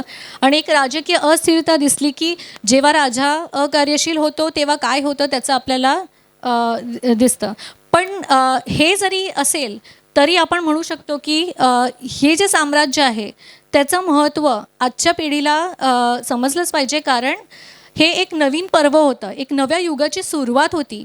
कारण जे मौर्य काळात आपण पाहत आलो आहे की एवढं मोठं राज्य होतं, हे होतं ते होतं, ते आता ह्या 112 वर्षात सुद्धा व्यवस्थित त्यांनी केलं. म्हणजे राज्य विस्तार काही फार नव्हता म्हटलं तरी चालेल, पण त्याची जी छाप आहे ती आपल्याला दिसते आणि ती आपल्याला समजून घेणं गरजेचं आहे. सो आपण याचं महत्त्व बघूच शकतो की पुष्यमित्राने वैदिक धर्माचे आणि संस्कृत विद्येचे पुनरुज्जीवन केलं. कारण संस्कृत भाषा ही परत त्यांनी आणली आणि ही राजदरबारी महत्त्व केली, म्हणजे राजभाषा अशी पण घोषित केली. दरबारात ती वापरली जात होती आणि त्यामुळे त्याचाही त्या संस्कृत विद्येचंही पुनरुज्जीवन झालं असलं आपण म्हणू शकतो. वैदिक धर्म भक्तिपंथ याचाही समन्वय दिसतो आपल्याला. म्हणजे आता आपण तालध्वज हे पाहून आपण बघतो की पांचरात्र ही जी वैष्णव संकल्पना आहे तीही आपल्याला दिसते. वैदिक जे याग होते, जे मौर्य काळात नामशेष झालेले ते परत सगळे आले. आणि ह्या सगळ्या ज्या वैदिक ज्या गोष्टी होत्या ज्या मौर्य काळात सगळ्या बंद झाल्या होत्या त्या आपल्याला दिसतात की त्या पुन्हा आलेल्या आहेत, रुजू झालेल्या आहेत.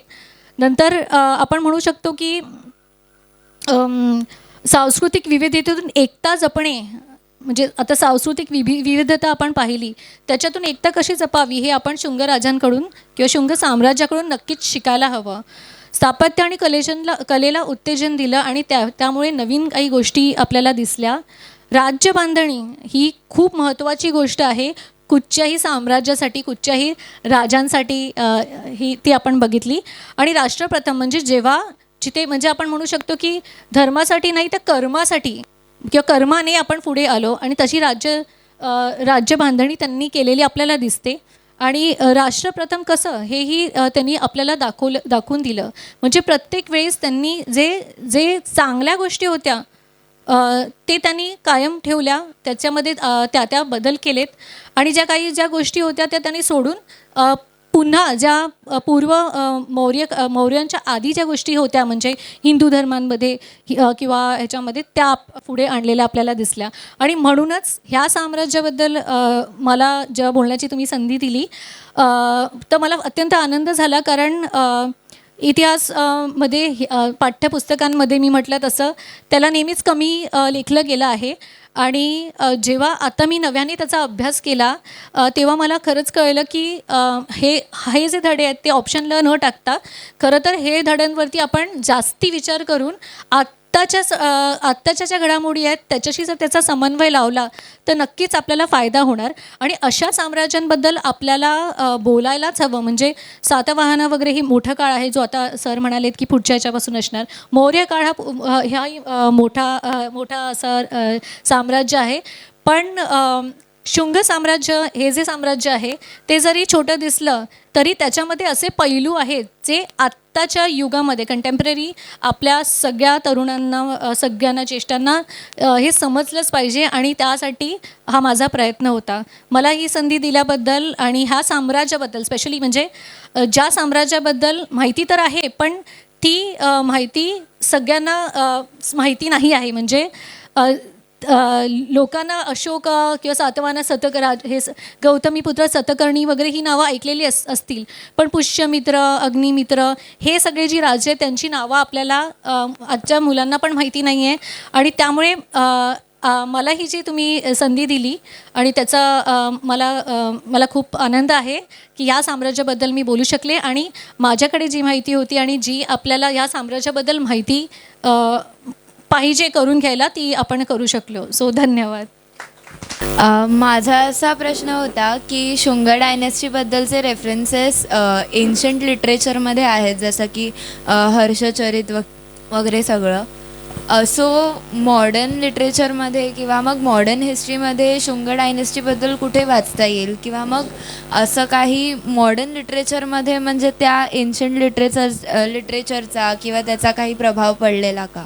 तू संस्कृतची विद्यार्थिनी आहे हे मला माहिती आहे तर तू ते वाचू शकतेस. म्हणजे ज्याच्यामधून तुला, कारण का त्याचा ह्या सगळ्याचा विषय जो आहे तो अगदी शुंग काळ असा नाही आहे. म्हणजे अग्निमित्राचा जी ती एक प्रेमकथा आहे पण त्याच्यामध्ये आपल्याला वेगवेगळे पैलू दिसतात. जर जे वाचू शकतात संस्कृत त्यांनी जर ते वाचलं तर त्याच्यामध्ये आपण आता ही 2 दिवस जी चर्चा केली तर त्याचे संदर्भ आपल्याला लागत जातील आणि मग त्याचा फायदा आपल्याला नक्कीच होईल. बाकी कुठच्या इतिहासाच्या पुस्तकात तुला शुंग डायनेस्टीबद्दल जसं सांगितलं तसं एका धड्यामध्ये 2-3 साम्राज्य असे तुला कुठेही वाचायला मिळेल. साम्राज्यावर झाला का? कारण त्याचा रेफरन्स 2-3दा आला. हां ते मी मागच्या भागात तुम्हाला शॉर्ट ते जे विदर्भचं जे प्रकरण होतं तर त्याच्यातला जो माधव सेन होता त्याची ती बहीण होती मालविका जी जेव्हा हे जे घडामोडी चाललेल्या तेव्हा ती तिकडे दासी म्हणून जाते अग्निमित्राकडे आणि मग तिथे त्यांचं प्रेम होतं. सो ही खरं तर ती एक शृंगार रसातील असे सुंदर अशी प्रेमकथा आहे पण त्याचा ह्याच्याशी संदर्भ आपण लागतो. त्याचा रेफरन्स तुम्ही गेल्या लेक्चरला दिलाय का? हां थोडाफार आपण आय मिस. तुम्ही सांगितलं मगाशी की शेवटचा शुंगराजा देवभूती जो होता त्याची वासुदेव कण्वाने हत्या केली. आणि नागपूरला मी काही वर्ष होतो तर तिकडे ब्राह्मणांमध्ये कण्व ब्राह्मण म्हणून असतात. तर ते जे कण्व होते तर शुंग काळामध्ये विदर्भाशी झालेली शुंगांची सोयरीक असेल आणि नंतरच्या काळामध्ये कण्वांचं राज्य असेल आणि मग नंतर सातवाहनांचा उदय आणि कण्वांचं पतन. तर या दरम्यान कण्वांचं उत्तरेतून विदर्भामध्ये स्थलांतरण असं झालं होतं का की जे अलीकडे कण्व ब्राह्मण आपल्याला दिसतात?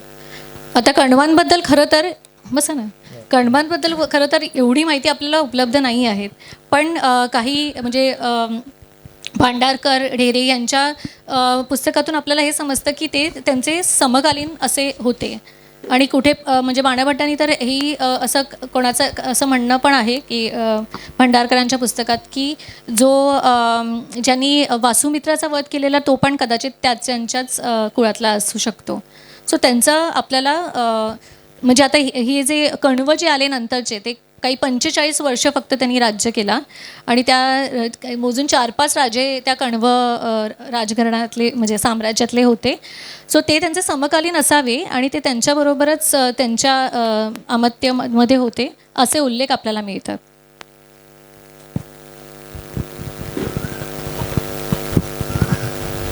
आपण यक्ष यक्षीचा उल्लेख केलात तर थोडेफार धार्मिक ग्रंथांमध्ये विशेष करून हिस्टॉरिक एवढं माहीत नाही तर त्याच्यामध्ये यक्ष यक्षिणी म्हणून आले आहेत आणि त्याच्यामध्ये एक मणिभद्र यक्ष म्हणून आहेत जे वैदिक बुद्धिझम आणि जैनिझम तिन्ही इथे त्यांचा उल्लेख सापडतो आणि ते यक्षराज म्हणून आणि मग ते 64 वेगवेगळे यक्ष यक्षिणी कुठे 24 वगैरे वेगवेगळे आहे ते शब्द तिथे मी जनरली यक्षिणी म्हणून पाहिलं आहे धार्मिक ग्रंथांमध्ये. म्हणजे यक्षी आणि यक्षिणी हे दोन्ही यक्ष यक्षिणी यक्ष आणि जी यक्षिणी फिमेल यक्षी किंवा यक्षिणी असं दोन्ही आपण म्हणू शकतो. हां राईट राईट राईट तुम्ही ते यक्षी म्हणाला ना म्हणजे यक्षी म्हणतात त्याला आणि यक्षिणी. ओके ओके ते सेमच आहे ना. हो हो येस ओके. सर बसूनच सांग बोला. यक्ष यक्षिणी हा जो आपण उल्लेख केलात कालिदासाच्या मेघदूतामध्ये हो आपल्याला माहिती आहे की मूळ कथा ती यक्षाचीच आहे आणि त्याचा बॉस कुबेर कुबेराच्या सेवेमध्ये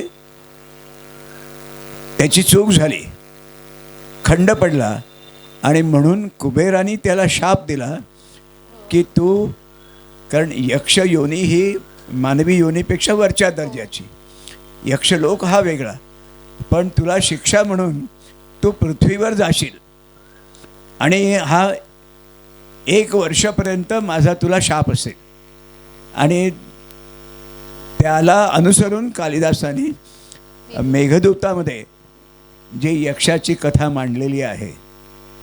म्हणजे कधी कधी गंमत वाटते की एखादा प्रतिभावान साहित्यिक लेखक कवी किंवा कलाकार एखाद्या छोट्या गोष्टीमधनं महाकाव्यासारखं म्हणजे अतिशय मोठं असं काव्यशिल्प ज्याला आपण म्हणूया जे आज आता इतकी वर्ष झाली तरीसुद्धा संस्कृतचे विद्यार्थी तर शिकतातच आहेत प्रश्नच नाही. पण आपल्याला माहिती असेल की मेघदूताचं भाषांतर मराठीमध्ये म्हणजे कोणी म्हटलं ना की आधुनिक कुठे सापडेल काय वगैरे मराठीमध्ये त्याचं भाषांतर 3 व्यक्तींनी केलेलं आहे. कुसुमाग्रज यांनी स्वतः केलेलं आहे आणि C.D. देशमुख जे भारताचे पहिले अर्थमंत्री होते त्यांनी तर त्याचं समवृत्त समश्लोकी भाषांतर केलेलं आहे. C.D. देशमुखांच्याबद्दल असं सांगतात की त्यांचा संस्कृतचा पेपर SSCचा हा SSC बोर्डाने कित्येक वर्ष जपून ठेवला होता कारण त्यांना त्याच्यामध्ये 100पैकी 100 मार्क होते. आणि C.D. देशमुखांच्याबद्दल जर आपण वाचलं पाहिलं तर अतिशय विद्वान ते रिझर्व्ह बँकेचे गव्हर्नरही होते अर्थमंत्री होते. तर सांगायचा मुद्दा असा की ज्या वेळेला समाजातल्या प्रतिभावंत लोकांना असा एखादा छोटासा दुवा मिळतो तर मालविकाग्निमित्र शुंग राजघराण्याच्या ही छोटीशी कथा आहे ती पण त्याचं काव्य तयार करणं नाटक तयार करणं ते बसवणं कालिदासाने आणि वर्षानुवर्ष ते चालत राहणं म्हणजे मला अभ्यासाला मालविकाग्निमित्र हे नाटक होतं.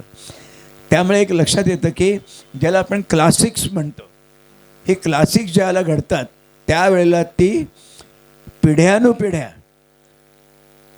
राजकीय स्थित्यंतर झाली तरीसुद्धा ती लोकांच्या मनामध्ये ठसत राहतात.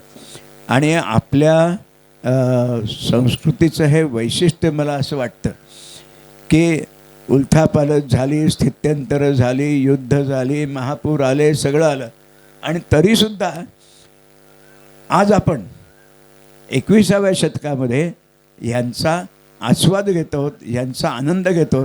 हे मला असं वाटतं की ह्या संस्कृतीचं आणि त्या संस्कृतीत निर्माण झालेले जे कलावंत असतील, कथाकार असतील, साहित्यकार असतील, त्यांचं हे ऋण आपण मान्य केलं पाहिजे. आणि एक सहज जाता आता असं माझ्या लक्षात आलं की मराठीतले कादंबरीकार रणजित देसाई असतील, इतर अनेक असतील, त्या सगळ्याच्यात त्यांनी कादंबऱ्या लिहिल्या, हे खरं आहे.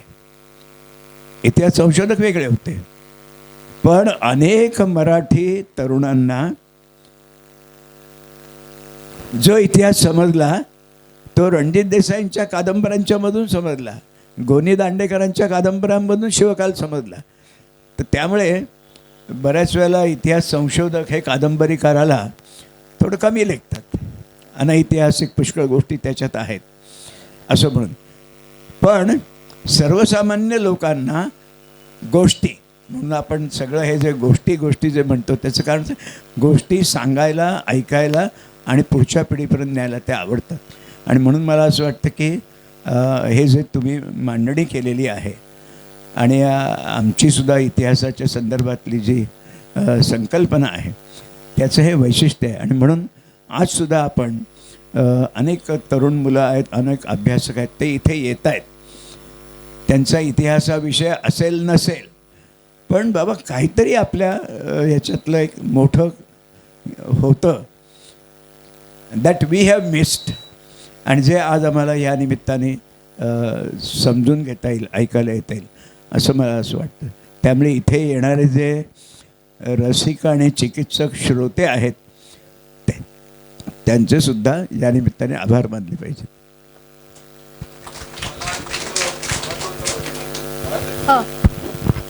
जो याच्यामध्ये कव्हर नाही झाला असं मला वाटतं, किंवा मी लोकांमधून तो प्रश्न येईल असंही वाटत होतं. आपण ज्या वेळेला दोन गोष्टी मगाशी सांगितल्यात की एक म्हणजे संस्कृतचं पुनरुज्जीवन किंवा संस्कृत भाषेला राजभाषेचं वैभव, तर शुंगांचे असे कोणते शिलालेख आपल्याला सापडले किंवा इन्स्क्रिप्शन सापडले की ज्याच्यामध्ये लिपी वेगळी असेल पण भाषा संस्कृत आहे, त्याचा उल्लेख झाला आहे का? नाही, त्याच्यामध्ये त्याचं आपल्याला प्राकृत वगैरे दिसतं त्याच्यामध्ये, आणि लिपी आहे त्याची, ब्राह्मी लिपी वगैरे आहे, ते आपण मागच्या याच्यामध्ये दाखवलं होतं. लिपी भाषा नाही भाषा. मग आपण संस्कृत भाषेचं महत्व राजभाषा म्हणून शुंगांच्या याच्यामध्ये आली, हे असं आपण कुठल्या अभ्यास कालिदासांनी जे म्हटलं त्याच्यावरून आपण कालिदास उत्तर काळात आहे. हो, पण त्यांच्या ह्याच्यामधून आपल्याला बऱ्याचशा गोष्टी मिळतात, समजतात, तर त्याच्यामधून आपल्याला हे दिसतं की संस्कृत आलेली आहे. म्हणजे आपल्याला हे लक्षात घेतलं पाहिजे की संस्कृत आणि प्राकृत यांच्या पुनरुज्जीवनाच्या मधला जो वाद आहे, म्हणजे प्राकृत कधी आहे, संस्कृत कधी आहे, तर या दोन्हीही आद्य भाषा आहेत आणि त्या आद्य भाषा या कालखंडात आहेत. दुसरं हा एक भाग की मला भाषेबद्दल तुमचं ज्यावेळेला स्लाईड बघितली त्यावेळेला असं वाटलं होतं की ऑडियन्समधून हा क्वेश्चन आला पाहिजे. दुसरा मला क्वेश्चन्स आला की हिंदू धर्माचं पुनरुज्जीवन म्हणजे बेसिकली वैदिक धर्माचं पुनरुज्जीवन. तर आता वैदिक धर्म हा यज्ञ याग बेस आहे, प्रार्थना बेस आहे. मूर्ती कला किंवा मंदिर कला किंवा ज्याला असं आपण म्हणूया की स्थापत्य, याच्यामध्ये जाऊन ईश्वर भक्ती हा काल नंतर येतो, तो बौद्धांनंतर येतो. बौद्धांनी गुंफा हा प्रकार बंदिस्त केला आणि त्याच्यात प्रार्थना, चैत्य, विहार वगैरे आपल्याला दिसतात. हिंदू धर्माच्या पुनरुज्जीवन किंवा वैदिक धर्माच्या पुनरुज्जीवनामध्ये हा बदल हा शुंग काळामध्ये नोटिसेबल किंवा ठळकपणे दिसतो असं झालं, किंवा कुठलंही मंदिर निर्माण झालं नाही, पण वैदिक धर्मामधली जी यज्ञयागाची जी परंपरा होती तीच पुढे आली. हा एक स्पष्ट करायला पाहिजे होता असं म्हणून. भागवताचा जो सांगितला तो, पण भागवताचा आपल्याला गरुडध्वज मिळालेला आहे, विष्णूची मूर्ती मिळालेली नाही. ते अवशेष सापडले. सो कदाचित तो एक असू शकतो. आर्किओलॉजिस्ट असेच म्हणतात की कारण मला काय इंटरेस्ट होता की तुमच्यामध्ये मंदिराचे अवशेष सापडलेले आहेत असं नव्हतं आलं, तर अवशेष सापडले, तर मंदिर हे शुंगांच्या वेळेला असू शकतं. कारण हा खूप मोठा म्हणजे तुम्हाला सगळ्यांना कदाचित मला इथे का इंटरप्ट करायला लागलं, कारण आपण ज्यावेळेला सांस्कृतिक इतिहास म्हणतो, राजकीय इतिहासाबरोबर संस्कृतीचा इतिहास हा ज्यावेळेला बदलत जातो त्यावेळेला भारतामध्ये भक्ती संप्रदाय त्याचे आधी कुठे आपल्याला मागोवा मिळतो किंवा मंदिर शैलीचा कुठे मागा मिळतो. बौद्ध धर्म आणि हिंदू धर्म किंवा वैदिक धर्म यांचं एकत्रीकरण झालं का? आज आपण वाद बघतो ना. आज आपण मी थेट स्टेटमेंट करतो. हे लोक घाबरतात इतिहास अभ्यासकांना बोलायला, पण मी बोलतो कारण शेवटी समाज आहे, समाजामध्ये सत्य बिनधास्त बोलायचं आहे. आपण आज ज्या एका विशिष्ट गोष्टीवर आहोत की बौद्ध धर्मीय हिंदू मंदिरांवरती अधिकार सांगतात किंवा जुन्या याच्यामध्ये किंवा बौद्धांच्या याच्यावर हिंदू सांगत असतील, असं काही जे घडत असेल, अशा प्रकारची भांडणं ही त्या काळात होती का? याच्यावरचा आपल्याला विचार करायला एक वेगळा दिसतो की मौर्यांनी बांधलेले स्तूप जे आहेत त्याला वेदिका बांधताना त्यांनी इतकं सुंदर दाखवलं. त्या वेदिकांमध्ये हिंदू शिल्प येतात, कमळ येतं किंवा विविध प्रकारे की जे जातक कथा पण येतं. पण या दोन्हीही गोष्टींचा समन्वय हा या वैदिकांमध्ये जर येत असेल तर ते बौद्ध धर्माच्या स्तूपाला हिंदू धर्माच्या वैदिक धर्माची वेदिका प्राप्त झाली आहे असं जर आपण विधान केलं त्यावेळेला, तर ते आजच्या आपल्या धर्माच्या तेढींमधला एक कुठेतरी आपल्याला पाया दिसतो की धर्म हा भांडण्यासाठी नाही आहे, तो सांधण्यासाठी आहे. त्यामुळे हे एक महत्त्वाचं जे आपण काय काय टाकलंय संस्कृतीचा इतिहास पुढे नेताना शुंगराजांचं म्हणजे राधाताईंनी एक आपल्याला जर म्हटलं की त्यांनी समन्वय साधला का?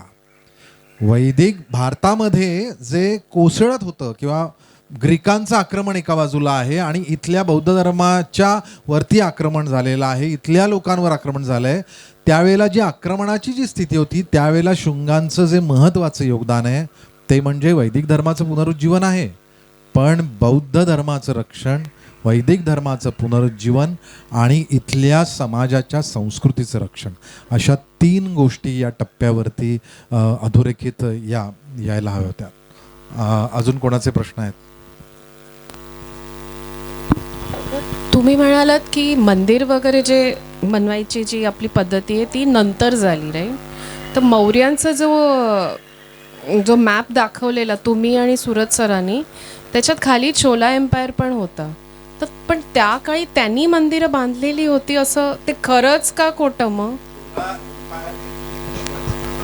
अच्छा, समकालीन नाही आहे. जाऊन तुम्हाला सांगतो, कारण हा प्रश्न चांगला विचारला, कारण हा सामान्य प्रश्न आहे. तुम्ही जो विचारलात तो इथे असलेल्या प्रत्येकाला पडला पाहिजे की आपण ज्यावेळेला सिरीज घेतो आहोत त्यावेळेला आपण काळ वाईज सिरीज घेतो, प्रांत वाईज घेतो आहोत, पण काळ वाईज घेतो. त्यामुळे आत्ता जसं राधाताईंनी मगाशी तुम्ही जर बघितलं माप आणि राधाताईंनी त्याचा उल्लेखही केला की ज्या वेळेला किंवा आत्ता तिकडे त्यांनी कण्वचा सुद्धा उल्लेख केला, तर एक लक्षात घेतलं पाहिजे की मगध साम्राज्य जे होतं प्रचंड मोठं, त्यातला काही भाग एकसंध ठेवण्यामध्ये शुंगांना यश आलं, नाहीतर ते विस्कळीत कंप्लीट त्याचे शकलं झाली असती. ते त्यांनी मांडलं. त्याच वेळेला त्या शुंगांच्या नंतर आलेलं छोटं कण्व म्हणजे त्यांच्यातनंच निघालेले कण्व यांचं साम्राज्य आहे. पण याच वेळेला दक्षिणेमध्ये सातवाहनांचं मोठं राज्य झालं. तर ते शुंगांच्या समकालीन लगेच येतात आणि म्हणून त्यांनी मगाशी दाखवला मॅप होता त्याच्यामध्ये तुम्ही जरा मॅप दाखव पुढचा, याचा पुढचा मॅप नाही, दुसरा मॅप होता ना तो. हा, याच्यात बघा तुम्ही बघू शकता खाली सातवाहन एम्पायर लगेच आलेलं आहे. त्यामुळे सातवाहन एम्पायर जे आहे हे याच्या समकालीन आलेले, म्हणजे तो तुम्ही बघितलं तर ते इसवी सन पूर्व आणि इसवी सनानंतर असं इतकं प्रदीर्घ चाललेलं आहे. त्यामुळे याच्यानंतर आम्ही सातवाहन घेतो आहोत. कण्व जरी कनेक्टेड असलं तरी कण्व घेत नाही आहोत. याचं कारण तो आपल्याला ताळमेळ ठेवायचा आहे. त्याचं रासाचं कारण हे सुद्धा आहे, सातवाहना सुद्धा आहे. आता पुढच्या सातवाहनाच्या गोष्टींमध्ये तुम्हाला त्याचा संदर्भ नक्कीच मिळेल तो. कारण बाजूला सीमेवरती ज्यावेळेला दुसरं राज्य निर्माण होतं त्यावेळेला त्याच्याशी संघर्ष येणार ना. आपल्याकडे राजघराण्यांचा इतिहास समजावून घेताना माझी सगळ्या इतिहास प्रेमींना विनंती आहे की राजघराण्याचा इतिहास समजून घेताना त्या वेळेला वेगवेगळ्या प्रांतात समकालीन राजांमध्ये कसे संबंध होते. मगाशी यांनी मांडलिक शब्द वापरला. मांडलिक करणं म्हणजे काय? मांडलिक हा राजाच आहे, त्याचं राजा आहे. तो त्या प्रांताचा अधिकारी आहे, राजा म्हणून त्याचं स्वतःचं असं सामर्थ्य आहे, त्याच्यावरती हुकूमत आहे, सगळे आहे. पण तो ज्यावेळेला दुसऱ्याचं मांडलिकत्व घेतो त्यावेळेला त्या मोठ्या सम्राटाचा एक भाग राजाचा राजा होतो. म्हणजे तो राजा असतो पण त्याच्या स्वतःच्या भाग. जसं आता एक साधं आत्ताच्या भाषेत बोलतो, आपल्याकडे एवढी राज्य आहेत आणि एक केंद्र सरकार आहे, पण ही सगळ्या राज्यांचे चीफ मिनिस्टर हे जरी त्या राज्याचे मालक असले तरी देखील त्या केंद्र सरकारच्या अधीन आहेत. असं काहीसं साम्राज्य आणि मांडलिक राज्य, आणि याचा सुद्धा अभ्यास तुम्हाला या राजघराण्यांच्या इतिहासात वेगवेगळ्या ठिकाणी मिळणार आहेत. राधाताईंचं कौतुक हे आहे की त्यांनी शुंगांच्या या स्थित्यंतराला, कारण एक मोठं स्थित्यंतर आहे, तुम्हाला मुद्दामून मी हे सांगतोय, शुंग राजांचं स्थित्यंतर काळामधलं काम त्यांनी आत्ता मांडलेलं आहे. स्थित्यंतर कसलं आहे? मौर्यांनी वाढवलेलं अख्खच्या अख्खं एकसंध मोठं राज्य, त्याची अशोकानंतर जी वाताहत झाली त्याच्यामध्ये बौद्ध धर्माचा सुद्धा थोडासा त्याला चाप बसला, म्हणजे त्याचा प्रसार जो चालू होता त्याला सुद्धा कमतरता आली. यामध्ये सांस्कृतिक सुद्धा स्थित्यंतर होतात. म्हणजे बौद्ध धर्माचं महत्त्व कमी झालं, हिंदू धर्माचं वाढलं, किंवा वैदिक धर्माचं, जे आधी वैदिक धर्माचं होतं ते कमी झालं आणि बौद्ध धर्माचं वाढलं. ही स्थित्यंतरं ही वेगवेगळ्या टप्प्यामध्ये समकालीन आणि नंतरच्या कालीन तुम्ही लक्षात घेत जा. मी फक्त यासाठी सांगतोय कारण वेगवेगळे अभ्यासक हे त्या त्या विषयाचे माहीर आहेत, पण सामान्य माणसाला विचार करताना त्या इतिहासाच्या मधल्या स्थित्यंतराच्या जर तुम्हाला टप्पे कळले तर भारताचा संपूर्ण इतिहास लक्षात येईल आणि तो पक्का होईल.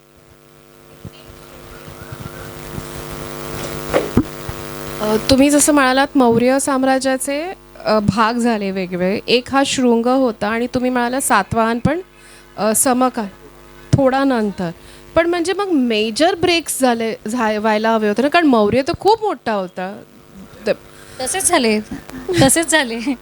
अच्छा, कारण त्या मॅपमध्ये कसं शृंग दिसलं, सातवाहन दिसलं, बाकी अजून कुठे काय दिसतंय का मी ते शोधत होते. तेच आता त्याची रासाच्या कारणामध्ये आपल्याला दिसतं की अच्छा. वेगवेगळ्या अशा गोष्टी त्याच्यामध्ये येतात. अच्छा, नंतरच्या ह्याच्यात कळतील आम्हाला. जे सातवाहन तुम्हाला सांगतील तेव्हा ते नक्कीच सांगतील. चालेल. मला गोंधळ लक्षात आला, मी राजाताईंना विनंती करतो, कारण हा जो नकाशा आहे हा जो आहे हा शुंगांचं राज्य आहे, जे भगवं दिसतंय तुम्हाला आत्ता.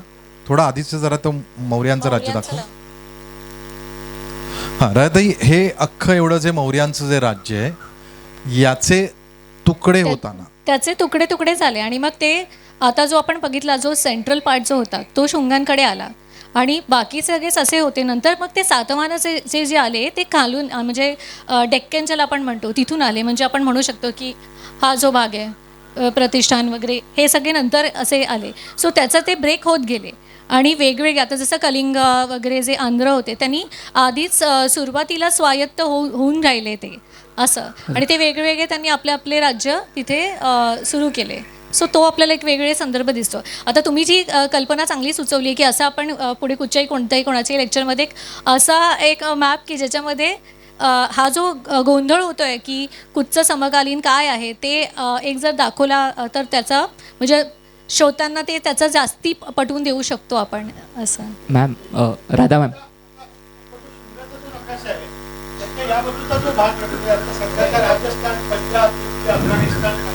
ते कुठचे तर आधीच स्वायत्त झालेले ते लोक.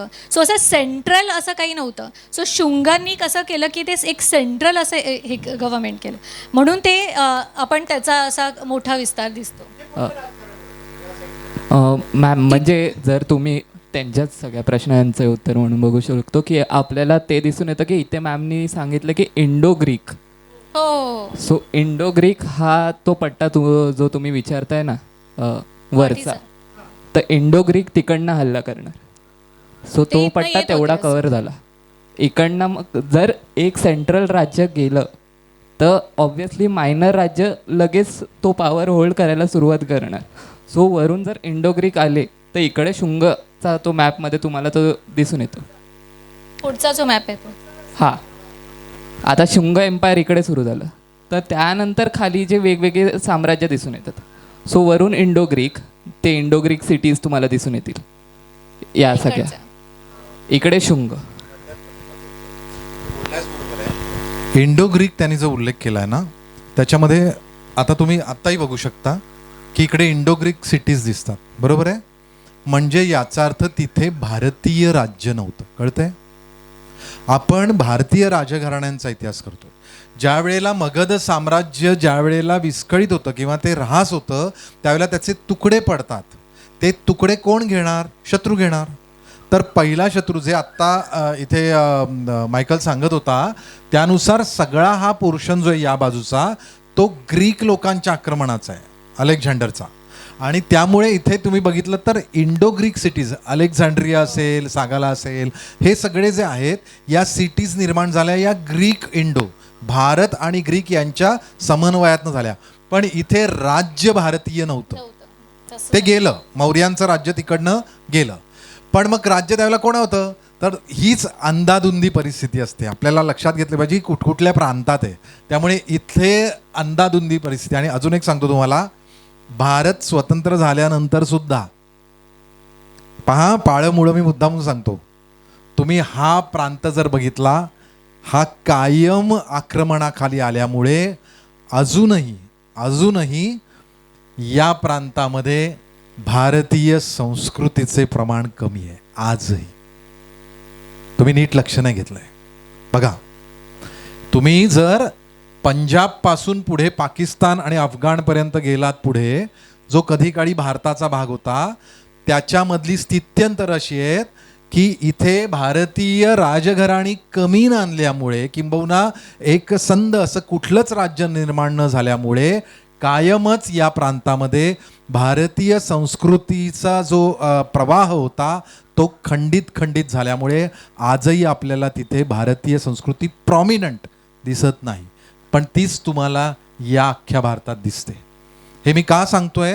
हे आपल्याला शिकायचं की हजारो वर्षांनी भारत आपल्याला आत्ता जो मिळाला आहे 2026ला, तो या राजघराण्यांच्या स्थित्यंतरामध्ये कसा मिळाला आहे. आत्ता जे मायकलने बोट ठेवलं की इंडो संस्कृती बाजूला आलेली आहे, इंडो ग्रीक, त्याच वेळेला खाली सातवाहनांचं राज्य. तुमच्या प्रश्नाचं उत्तर, त्यामुळे भारतीय राज्य कुठलं आलं लगेच? त्यामुळे हा प्रांत आणि हा प्रांत हे दोन्ही, हे मगधाचं राज्य होतं. मगाशी जे त्यांनी गुलाबी जो नकाशा दाखवला होता त्याला आपण मगधाचं राज्य म्हणतो. त्या मगध राज्याने एवढी व्याप्ती प्रचंड मोठी मौर्य साम्राज्याच्या वेळेला केली. ज्या वेळेला शुंगांच्या मध्ये आली त्यावेळेला त्यातला मधला भाग जो आहे, हा मधला भाग इकडचा सुरक्षित राहिला, मगध आणि विदिशापर्यंत पाटलीपुत्र वगैरे सगळा. त्याच्याच वेळेला खाली सातवाहनांचा आला आणि या सगळ्यामधलं हिंदू, वैदिक, बौद्ध अशा सगळ्या ज्या एतद्देशी आपल्या पंथा, आपल्या भूमीचे, मातीचे जे धर्म आहेत, संप्रदाय आहेत, त्यांची पाळंमुळं ही अबाधित राहिली. आपण बघू शकतो शुंगांमुळेच, ॲक्च्युली शुंगांमुळेच ते तेवढा विस्तार राहिला तरी आपल्याकडे. सो तो त्यातला मधला दुवा. आणि जेव्हा सातवाहन आले तेव्हा त्यांनी पण, आता सतकर्णींनी पण एक यशोमेध यज्ञ केलेला आहे. सो हे जे आपली जी संस्कृती होती ती त्यांनी पुढे तिथे पण आपल्याला दिसते.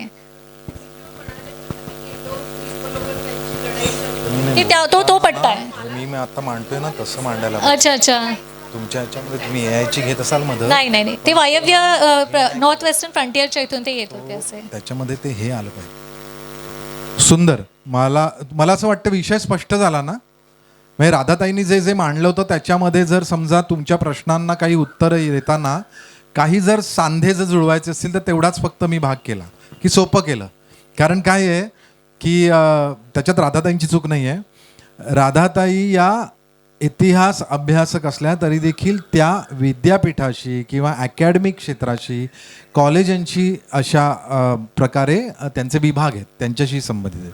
आमच्यासारखे स्वय्य इतिहास अभ्यासक नाहीत. ते म्हणजे स्वैर, ज्यांचा थेट संस्कृतीशी संबंध येतो किंवा लोकांशी संबंध येतो, आम्ही स्वतःहून जाऊन सगळीकडे घुसतो आणि इतिहास शोधतो, तसं नाही आहे. त्यांच्यासाठी पॅटर्न असतो. त्यामुळे होतं काय बऱ्याच वेळेला की त्यांना ते मांडताना, अकॅडमिकली ते मांडताना त्यांची मांडणी होते.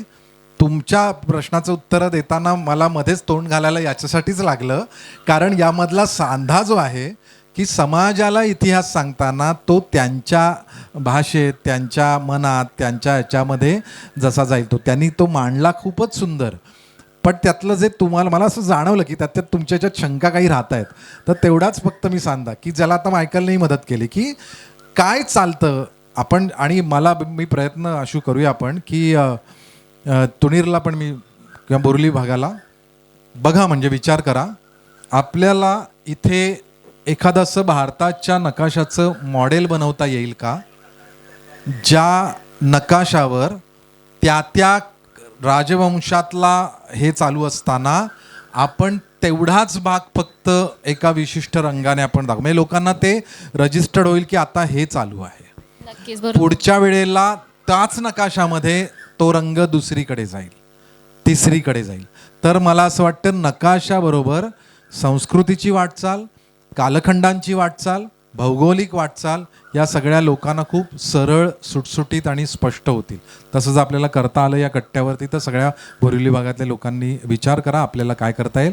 तुणीर याचं स्टेजिंग म्हणजे ते स्टेजवर कसं येईल याचा एक विचार करा. काही गोष्टी एक तर प्राकृत आणि संस्कृतच्या बाबतीत थोडंसं मी थोडाफार फिलॉसॉफीचा अभ्यास केला आहे, हिस्ट्रीचा जास्त नाही केला.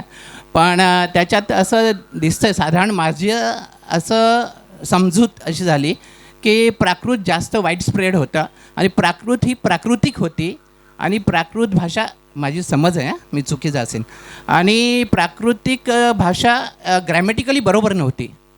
जेवढं संस्कृत ग्रॅमॅटिकली परफेक्ट आहे ना तसं नव्हतं. म्हणजे सामान्य गावठी भाषा आपण म्हणतो ना तशा टाईपचं होतं, पण मेजॉरिटी पब्लिकची भाषा होती, जसं गावठी सामान्यांची भाषा तसं होतं. आणि संस्कृत ही राजदरबार किंवा उच्च ह्याच्यातली भाषा होती. म्हणूनच मी तो मगाशी उल्लेख केलेला. हां, करेक्ट. पण जेव्हा वाद व्हायचे तेव्हा धगधगत्या तेलामध्ये त्यांना बुडवून टाकायचे जो हरला वादामध्ये, आणि मग त्या धर्माचा ऱ्हास व्हायचा वगैरे इतिहास पण ऐकला आहे. म्हणजे तिथे टसल व्हायच्या. त्याचं प्रमाण असेल तर तो इतिहास, नाही तर त्या गोष्टी. हां, फिलॉसॉफीमध्ये जो डिफरन्स होता ना त्याचे वादविवाद होऊन अशा घोर शिक्षा होत्या तेव्हा. आणि मग राजा कन्वर्ट झाला की प्रजा पण तशी कन्वर्ट व्हायची, ही मेजॉरिटी ती मेजॉरिटी.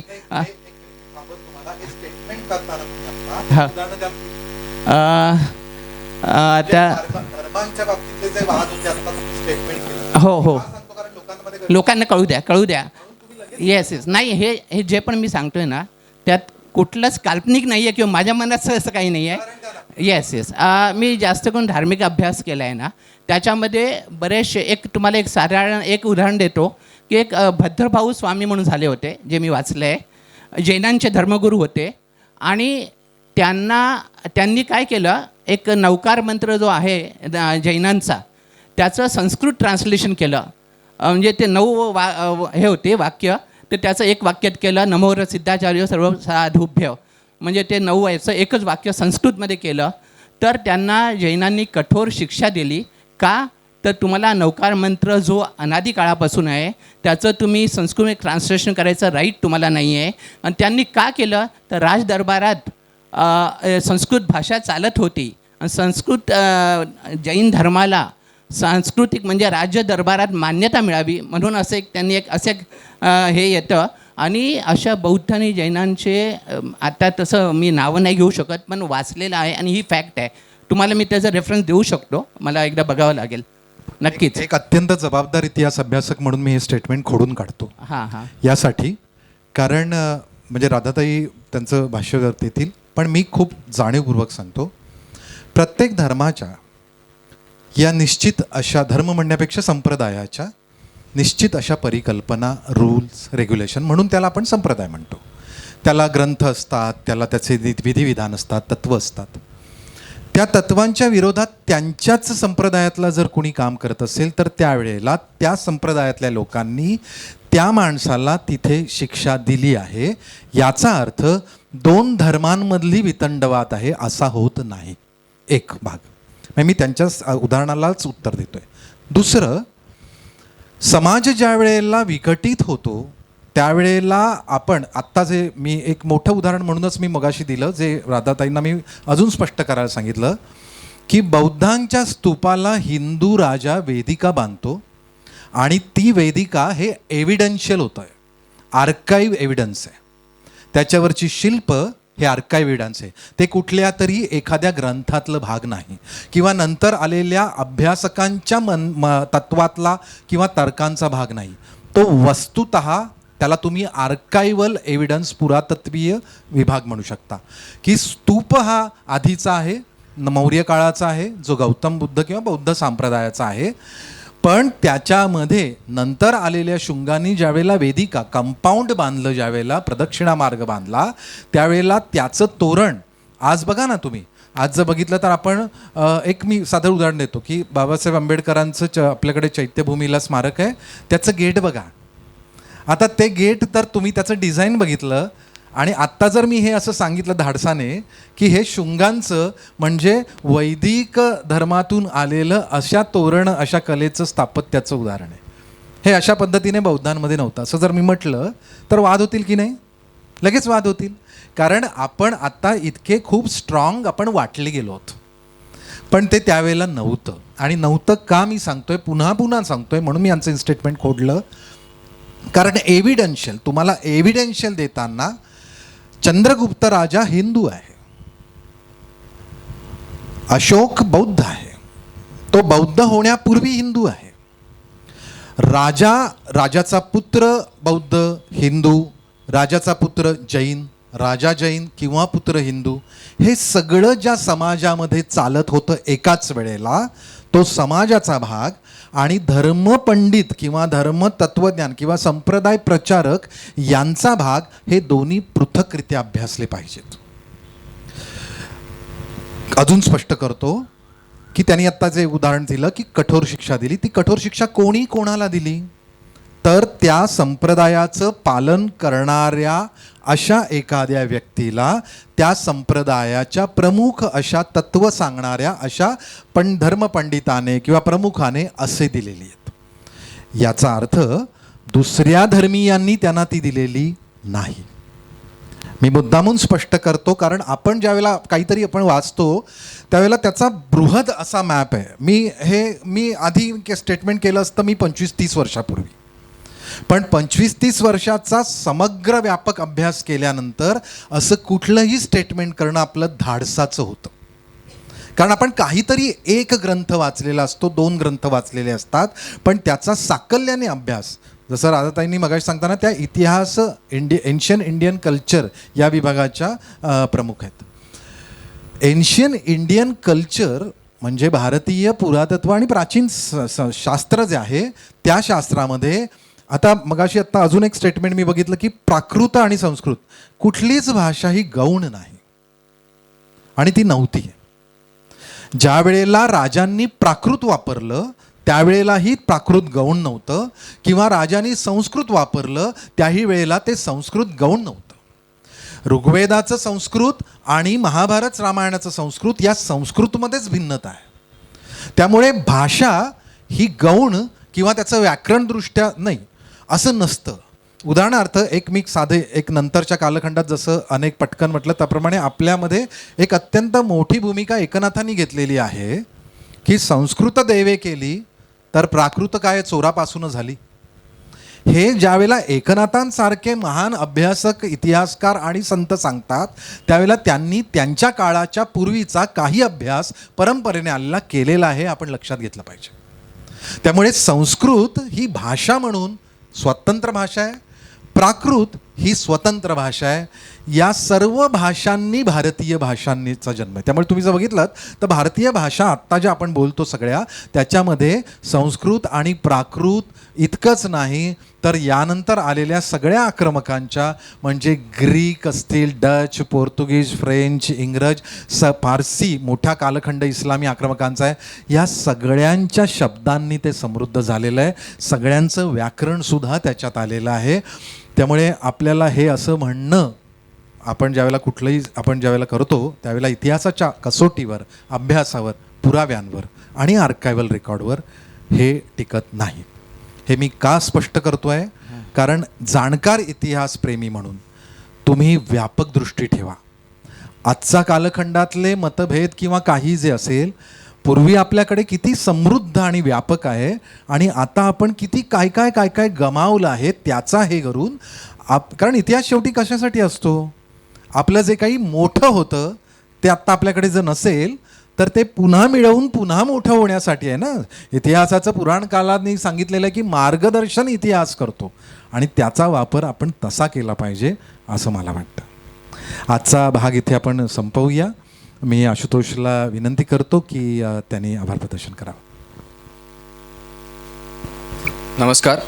कार्यक्रमाच्या शेवटाकडे आलेलो आहोत आपण आणि सगळ्यात कठीण जबाबदारी मला दिलेली आहे आभार प्रदर्शनाची. तर सर्वप्रथम आपल्या आजच्या वक्ते जे आहेत, आपल्या आजच्या जे वक्ते आहेत श्रीमती राधाताई सबनीस यांचे मी आभार मानू इच्छितो. त्याचं कारण असं की हा जो शुंग घराण्याचा इतिहास आज आपण बघितला, तर त्यांनी जसं म्हटल्याप्रमाणे की तो एका कुठल्या तरी टेक्स्टबुकमध्ये अर्ध्या पानाचा वगैरे आहे, पण माझ्या शालेय स्वतःच्या टेक्स्टबुकमध्ये मी फक्त अर्ध्या वाक्याचाही त्याच्यात उल्लेख नव्हता. कारण मौर्य सम्राटाचा शेवटचा जो सम्राट होता त्याचा वध त्याच्या सेनापती पुष्यमित्र शुंगाने केला. हे एक वाक्य सोडलं तर पुष्यमित्र शुंगाविषयी मला गेल्या महिन्यात आणि या महिन्यात सोडून तर काही माहीत नव्हतं. तर त्यासाठी राधाताई सबनीसांचे धन्यवाद आपण केलेच पाहिजेत. आणि हे शुंग साम्राज्य हे त्यावेळेच्या जनजीवनावर किंवा जनमानसावर किती प्रभाव टाकणारं असणार आहे ह्याच्यासाठी एक परिप्रेक्ष्य म्हणून मी तुम्हाला एक देतो, एक पर्स्पेक्टिव्ह म्हणून, की शुंग साम्राज्य 112 वर्षांचं किंवा 113 वर्षांचं होतं, हेही खरं तर माहीत नव्हतं. तर ते 113 वर्षांचं साम्राज्य, ब्रिटिश साम्राज्य जे आपण म्हणतो की ज्यांनी आपला इतिहास विषय आपल्यासाठी एवढा नीरस आणि काय त्याला म्हणायचं बोरिंग करून ठेवला, तर ते ब्रिटिश साम्राज्य आपल्या भारतामध्ये 130 वर्ष होतं आणि मराठी साम्राज्य आपल्याकडे साधारणपणे 160 वर्ष, काही मला माफ करा काही चूक झाली असेल तर हे होतं की ह्या साम्राज्यांनी आपल्या जनजीवनावर आणि जनमानसावर किती प्रभाव टाकला याचा विचार करा. तर तेवढा प्रभाव ह्या शुंग साम्राज्याने त्यावेळेच्या जनमानसावर टाकलेला असू शकतो, हे आपण ह्या परिप्रेक्ष्यातून एक विचार केला पाहिजे. तर ती नवी दृष्टी किंवा तो नवा इतिहास त्याच्याविषयी आम्हाला अवगत करून दिल्याबद्दल आणि आमची समज त्या इतिहासाविषयी वृद्धिंगत केल्याबद्दल राधाताई सबनीसांचे अभिनंदन आणि त्यांचे आभार. यासोबतच आपलं आजची जी आपल्या नेहमीसारखीच आपल्याला इतिहास कट्ट्याची जी आसन व्यवस्था आहे किंवा ही जागा आहे आपल्याला उपलब्ध करून दिल्याबद्दल, ध्वनी व्यवस्था उपलब्ध करून दिल्याबद्दल बोरिवली सांस्कृतिक केंद्राचेही मी आभार मानतो. तसेच आपल्या जुन्या ह्याच्यापासून चालत आलेलं एक सुभाषित आहे की सुखस्य मूलम धर्मः, धर्मस्य मूलम अर्थ एवं प्रधानः. हे 2500 वर्षापासून चाणक्याने सांगून ठेवले. त्यामुळे अर्थ नसेल तर, आर्थिक पाठबळ नसेल तर काही होऊ शकत नाही, कुठलाही कार्यक्रम कुठल्याही संस्था उभी राहू शकत नाही. तर त्यामुळे जनसेवा केंद्राचेही आर्थिक पाठबळासाठी आभार. त्याबरोबरच आजचा जो जमाना आहे तो लाईक शेअर सबस्क्राईबचा जमाना आहे. त्यामुळे आमचे मीडिया पार्टनर्स श्री तुणीर कांबळे यांचे विजनरी स्टुडिओज यांचेही आभार. आणि हे जे इतिहास कट्टा जो एक होता राजा हे आत्ताचं पर्व आहे, त्यासोबतच जी जुनी पर्व आहेत जे आत्ता नव्याने आपल्याशी जुडलेले जे सदस्य आहेत त्यांना मी विनंती करू इच्छितो की आपले जे यूट्यूब चॅनलवर विजनरी स्टुडिओज हा एक चॅनल आहे त्याच्यामध्ये ती सगळी उपलब्ध आहेत. तर जरूर जा, लाईक शेअर सबस्क्राईब करा आणि ते जरूर पहा. इंस्टाग्राम पेजसुद्धा आहे विजनरी स्टुडिओचं, त्यालाही तुम्ही लाईक करू शकता. त्याचबरोबर आजचा कार्यक्रम उपस्थिती कमी असून सुद्धा इतका इंटरॅक्टिव्ह करणाऱ्या आपल्या श्रोतृवर्गाचेही मनःपूर्वक धन्यवाद. कार्यक्रम संपला, मी जाहीर करतो. धन्यवाद.